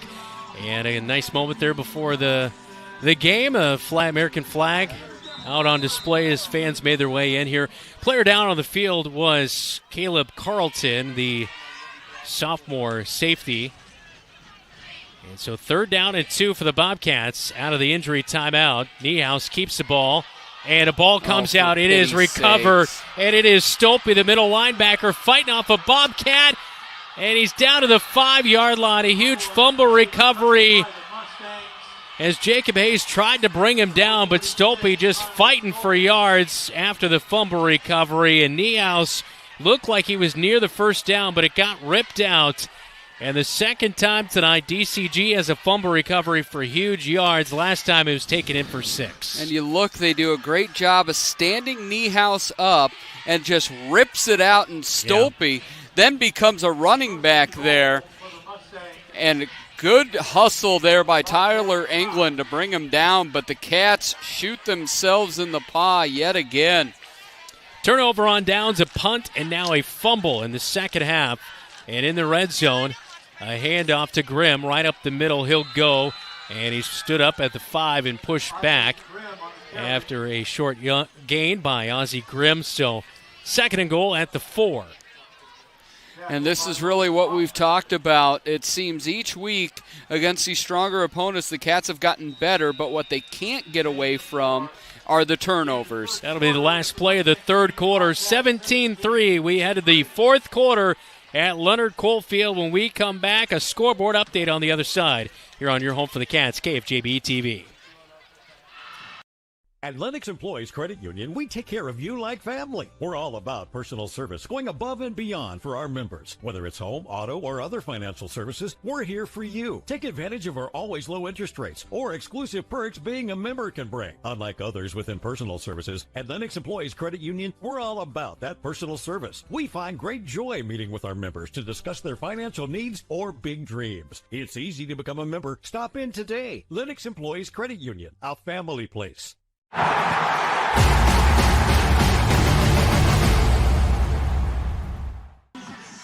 Scoreboard update tonight, all brought to you by Central State Bank. Dylan, we've get some interesting games down the line here. Yeah, Grundy Center's up 42-0 at halftime. Fort Dodge 21, Storm Lake 0. That's in the 3rd quarter. Norwalk 35, Ottumwa 0 at half. Pella 21, Oski 0. That's at half. Nevada 42, Saydell 0. That's at the end of 3. And Dowling still up 14-0 on Waukee. Waukee Northwest 24, Southeast Polk 0. And that's in the 3rd. And then 2nd and goal for the Mustangs out of the break. And a touchdown.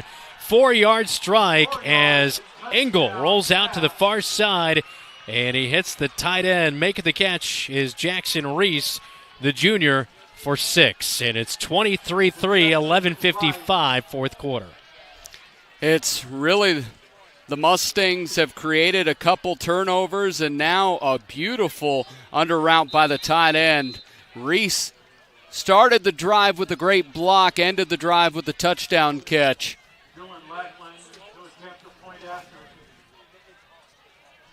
Dylan Lackland, the senior kicker, on for the PAT.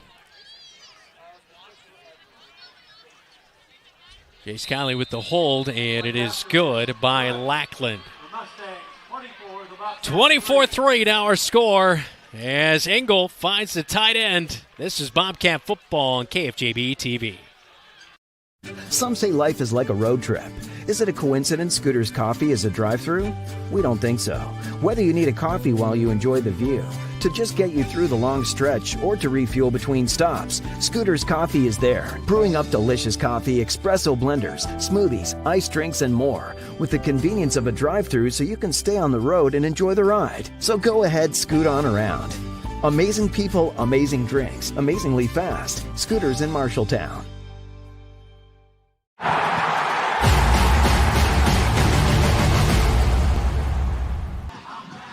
11:55 remaining in the 4th quarter in week number 7. It's 24-3. Mustangs now leading the Bobcats, and it's kind of been to the Bobcats' undoing here tonight. 2 big turnovers have resulted in either 6 or setting up on a short porch for the Mustang offense, and they're able to punch it in here. For a touchdown to begin the 4th quarter, 24-3, as again Engel found Jackson Reese for the 4-yard strike through the air. Our kickoff is all powered by Century 21. Back to return, Tyler England, and best return man in Class 5A in Aiden Smitherman with his 3 returns for touchdowns this season. And the kickoff this time to the 5-yard line as Smitherman will read it. Right up the middle, he'll go, he'll break a tackle, bounces it outside at the 30, finding the angle, and driven out of bounds. Late over the 34-yard line is where he's finally pushed out of bounds, and that's where the Bobcats will set up shop. So you got to flush everything that has gone wrong here in the second half because it's crunch time, down by 3 scores. Well, the Cats have had it in plus territory 5 times and have scored on 1 occasion, and that just being 3. They have just got to be able to execute. They've got to get touchdowns and get them quickly. This is not an offense built to do that. Yeah. So the Bobcats will head back out on the field after Jamison Niehaus a fumble on the last drive.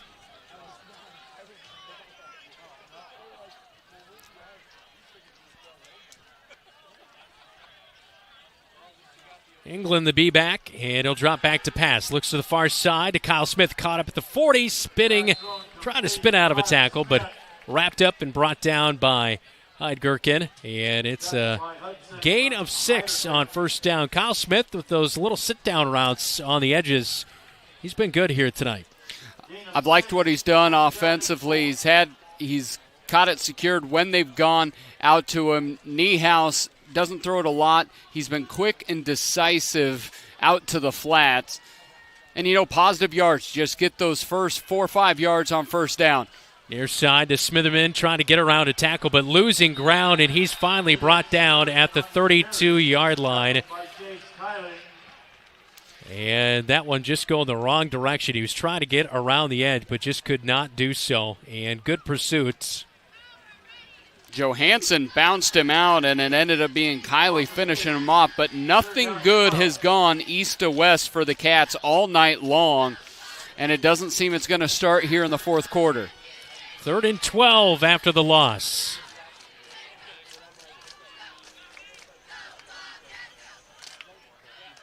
Kyle Smith split out to the far side. A quick pass, and there is that hook and ladder. England on the far side. He's got the first down up to the 40. Kyle Smith caught it, pitched him at the 40, and he gets another 20-plus, about 20 yards after the pitch. So a great play call. As you called for that one earlier here tonight, we saw it last week against Waukee. Yeah, it's just a quick little route, and right there it's a 5-yard catch, and then there you see England getting the next 20, 25 there on the ground. So now in Mustang territory at the 40-yard line. England stays at the B-back. Niehaus looks to go through the air, looking deep, pulls it down. Now we'll run for it. Late pass into the flat, looking for Smitherman. It is incomplete. He was looking for Zane Moore initially, who was just running a seam route and going right up the hash, but he was covered up. Good coverage downfield. So 2nd and 10 comes up after the incompletion. Nice job just to be able to get it out. Knew he was going to throw it to Nowheresville, but had the receivers out there. Kyle Smith and Zane Moore still stay in at wide receiver, but they pack in on the edges of the offensive line. Fake the pitch to Smitherman. Going to drop back to pass. Kyle Smith in the flat on the far side up at the 35-yard line and push backwards out of bounds. So Jamison Niehaus finds Kyle Smith. What is that, his 4th reception of the night now? I believe that is number 4. They haven't been for a lot of yards, but they've kept them in front of the sticks. So 4-yard gain through the air, and the tight end is going to check back in on this next play as Zane Moore will hustle out.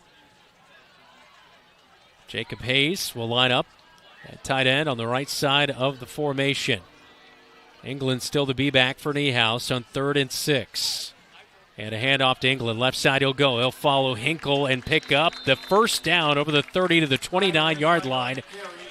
And a good run there. 9:15. The clock not the friend of the Bobcats here, down 3 scores. No, not at all, but you can't become something you're not. They have thrown it a little bit more, but this is not call it from the line. You don't line it up and, they're not quick whatsoever. They're going to look to the sideline every time because if you start to try to be something you're not, you're bound to make mistakes. Yep, that's for sure. Hand off to got a big seam following Hinkle again for a first down run at the 19-yard line. It's a pickup of 11. The clock will stop momentarily as they'll reset the chains. Now in the Ethington Heating and Cooling red zone. They're not comfortable until you are. And this is our 4th time in the Ethington Heating and Cooling red zone, and we have 3 points. Hand off to England, same play, left side, and he's down to the 15. Gain of 4 on first. We have a flag on the field. Jamison Niehaus on the carry.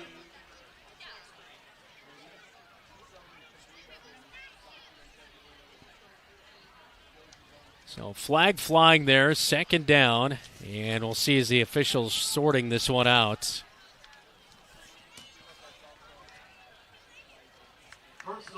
Personal foul on Dallas Center Grimes. And it will be an automatic first down as the Bobcats get deeper into DCG territory.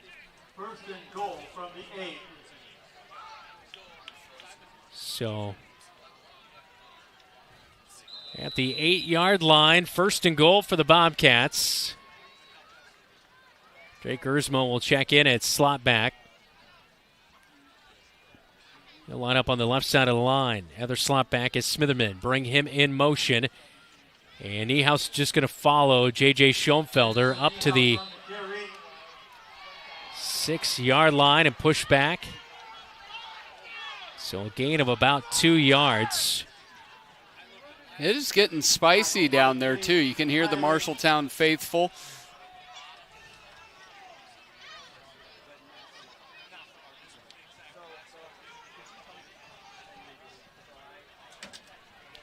Gain of 2, second and goal.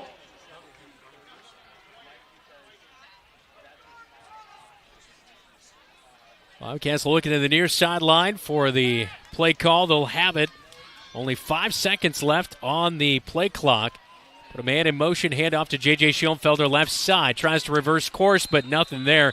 He is bottled up, and he's back to the line of scrimmage. Third and goal from the 6. Yeah, Cats have been decent on the ground tonight. J.J. has not. That's his first run since that first drive. His 5th carry of the night. He's got 15. Cats at 100, almost 200 yards on the ground. They're at 199. Ticking at 7 minutes left to go in this ball game in week number 7. Niehaus underneath center on third and goal from the 6. He looks to pitch late, but there's nothing there. Gersma wrapped up at the line of scrimmage and driven back. It'll be 4th and goal inside the red zone. And a couple of these play calls, just DCG has read them well.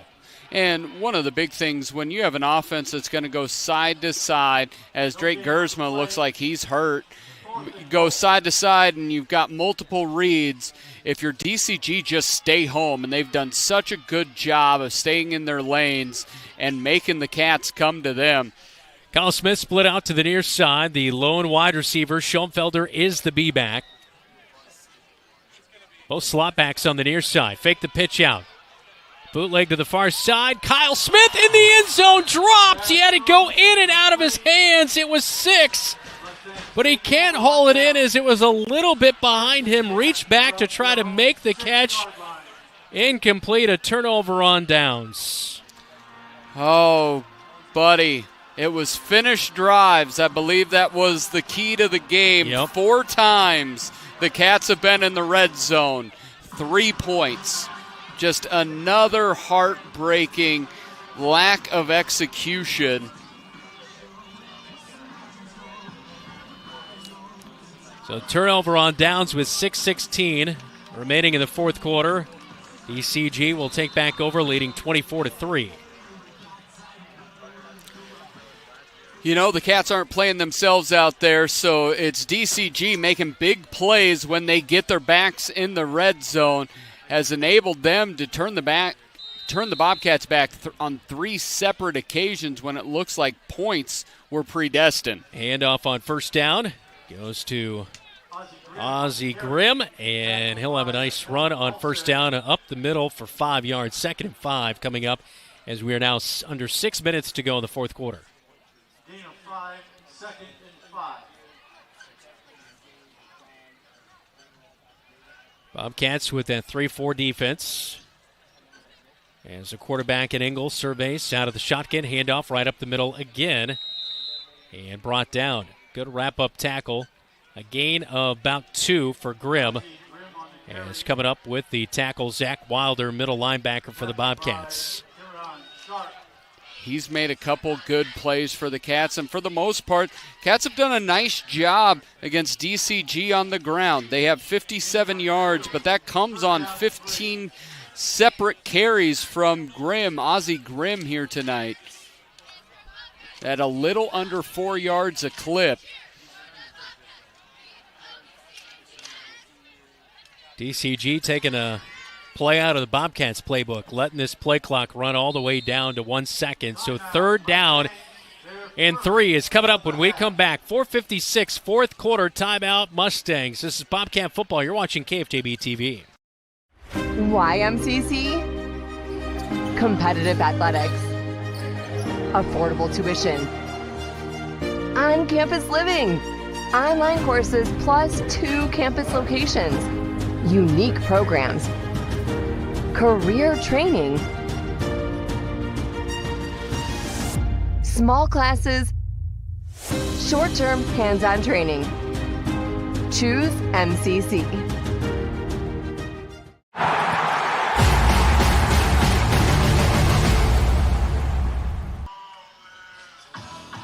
Week number 7, Mustangs with the lead on your Bobcats, 24-3. Fourth quarter, 4:56 remaining in tonight's football game. I'm Brandon Lewis, Dylan Dose alongside me. Thanks so much to our KFJB-TV crew, Keith Stewart, Elijah Bond on camera coverage. Our producer is Zach Tomish, Jeff Brooks back in the radio studios, and Xavier Doze on stats. Run off of right guard. Grimm spins out of a tackle. He's up to the 20-yard line. He has a first down run. That'll move the chains, and it will keep the clock rolling here. Kyle Smith on the tackle. Coach Goodman said this was one of the stronger weeks of practice that they had, that they really spent a lot of time on tackling in space, tackling drills, and it feels like they've been much better than they have been against Kennedy East and against Waukee tackling-wise, but they just could not execute offensively in plus territory. Ignacio Macias and J.J. Schoenfelder there to make the stop on Grimm, a gain of only 1 yard. 2nd and 9 coming up as we approach 4 minutes to go. Back-to-back weeks, though. The Kennedy game for the Bobcats, there was, even Coach mentioned it, lacking juice and all that kind of stuff. But last week against Waukee and here tonight, much better effort for the Bobcats. It's coming down defensively. This has been as good as we've seen them all year. Last week they were not good against Waukee, but it comes down to those couple small things, turnovers and execution in plus territory that just have not been the Bobcats' friend in the last month. Ignacio Macias and Zach Wilder making the stop on Grimm. Another 2 yards. 3rd and long 6 coming up for the Mustangs. Now 3.5 minutes to go, fourth quarter. Bobcats down by 3 scores as Engel will line up in the shotgun with Grimm standing to his left and 4 wide receivers. He's going to drop back to pass. Bobcats were getting some pressure. Engel unloads deep, but nobody home. Heidgerken was the nearest man, but he was about 7-8 yards away from that pass, and so it's incomplete, bringing up 4th down, and here comes the special teams unit with 3:14 to go in the fourth quarter. Logan Hoffman did a nice job of staying on the top side there, Heidgerken, and there was he threw it to the middle of the field, and there was no way that he was able to get there.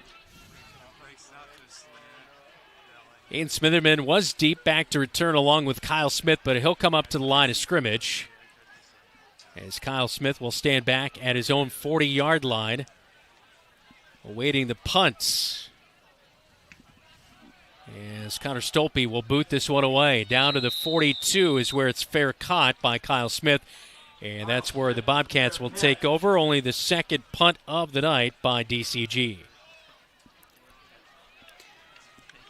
And the Cats going to have that opportunity again to be in plus territory where they've lived all night long.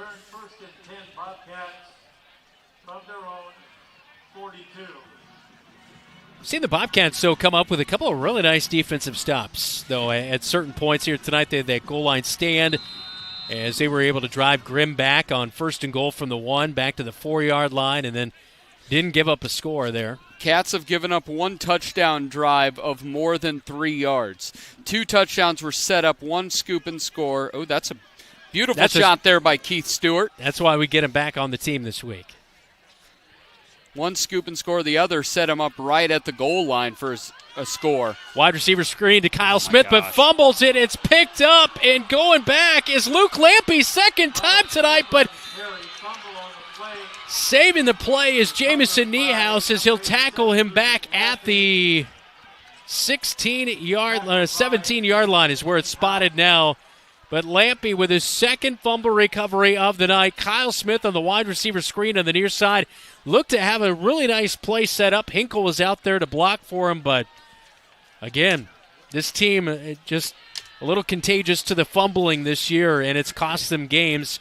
And games have seemed to get more out of hand than what they start out with those turnovers. And here tonight, a couple of big costly fumbles. It's just nothing remains positive when you're putting the ball on the ground every drive or every other drive. Kyle Smith, like you said, nice little play up the sideline and then just drop the football.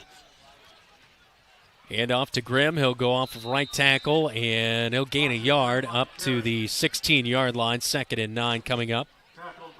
And DCG does not look all that interested in running up the score here tonight. Well, they're definitely content with trying to get out of here with no more injuries, and their 5th win of the season as they currently stand at 4-2, and well on their way to that with a 3-score lead and in the red zone. Engel passes out into the flat. It is caught up at the 15 and finally driven down at the 13 is where forward progression is stopped as Jackson Reese makes another catch. He had a touchdown reception earlier to begin this 4th quarter. Basically on that same play, that little tight end drag route across the formation, gets it in stride, but a good job by J.J. Schoenfelder for taking him down. We are now under 2 minutes to go in week number 7. Shotgun formation for Engel. He'll fake the handoff. He's going to roll out to the far side of the formation as he's pushed out of the pocket. We'll launch it deep to the back of the end zone. He might have had a foot in. He did. Caught. Touchdown. Bringing it in is Gabe Wright, his 2nd receiving touchdown of the year, as Engel just floated it over the secondary, and he was able to hook up with Gabe Wright. Wow. That is precision going out to your right, or out to his left. You know, you talk about he doesn't like to scramble to run, but scramble to throw, and he put it right on the money, back pylon. Yeah, just got that left foot in as he came down. What a catch by Gabe Wright. Makes it 30-3. PAT pending. It's good. 31-3. Now our new score. 90 seconds to go at Leonard Cole Field, Week 7 on KFJB-TV. You planned and saved for your child to go to college, but medical school after graduation was a surprise. A happy, expensive surprise. Wells Fargo Advisors can help. For more than 125 years, we've created wealth management and investment strategies aimed at achieving our clients' personal financial goals. When opportunities surprise you, turn to Wells Fargo Advisors. Together we'll go far. Wells Fargo Advisors is located at 14 East Southridge Road in Marshalltown. Call them at 641-752-5401. They're a member SIPC.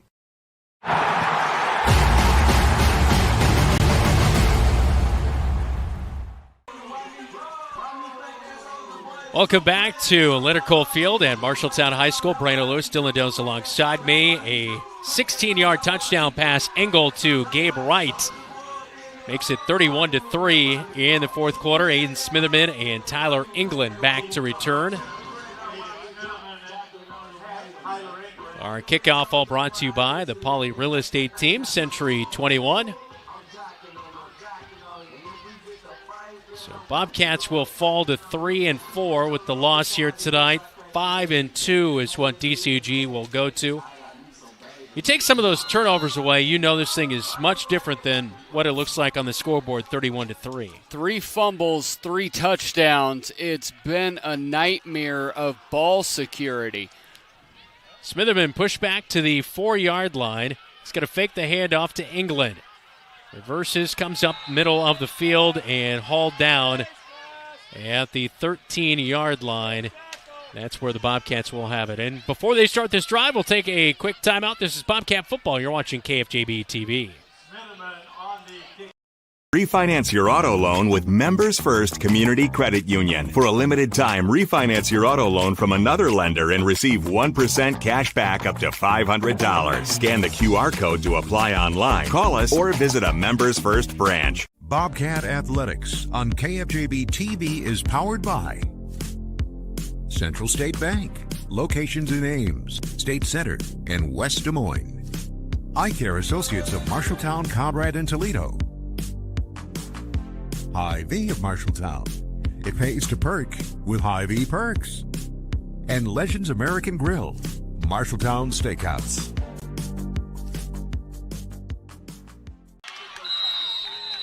Jamison Niehaus on the first play after the kickoff takes it himself around left tackle and has a huge gain. He did step out of bounds a little bit earlier than we thought, so at the 42-yard line is where he'll push it to. So a huge run of 30-plus yards right there on first down. Nice job by Niehaus to round this one out as we are approaching a minute 16 remaining in this fourth quarter, as Bobcats currently trailing 31-3. Pitch to Unger Permato, go around the far side and up to the 48-yard line and finally stood up and pushed back. Big final score just a moment ago in Class 5A here tonight, all presented by Central State Bank.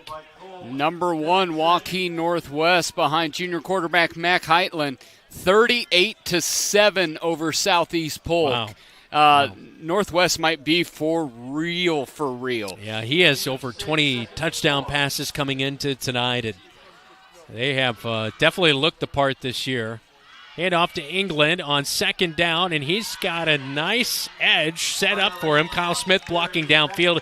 It's a first down run up to the 38-yard line in a Mustang territory, and a timeout will be called by the Bobcats with 35 seconds remaining in the fourth quarter. So any other scores of interest as of right now? Grundy Center, did they go final? Grundy Center is final 55-0. Pella over Oskaloosa 35-0. Ankeny over Ames 55-3. Gladbrook Rhinebeck 56. Clarksville 20. And in an absolute blowout, a surprise blowout, West Marshall 43, I-35 0. Wow. What did you say was I-35?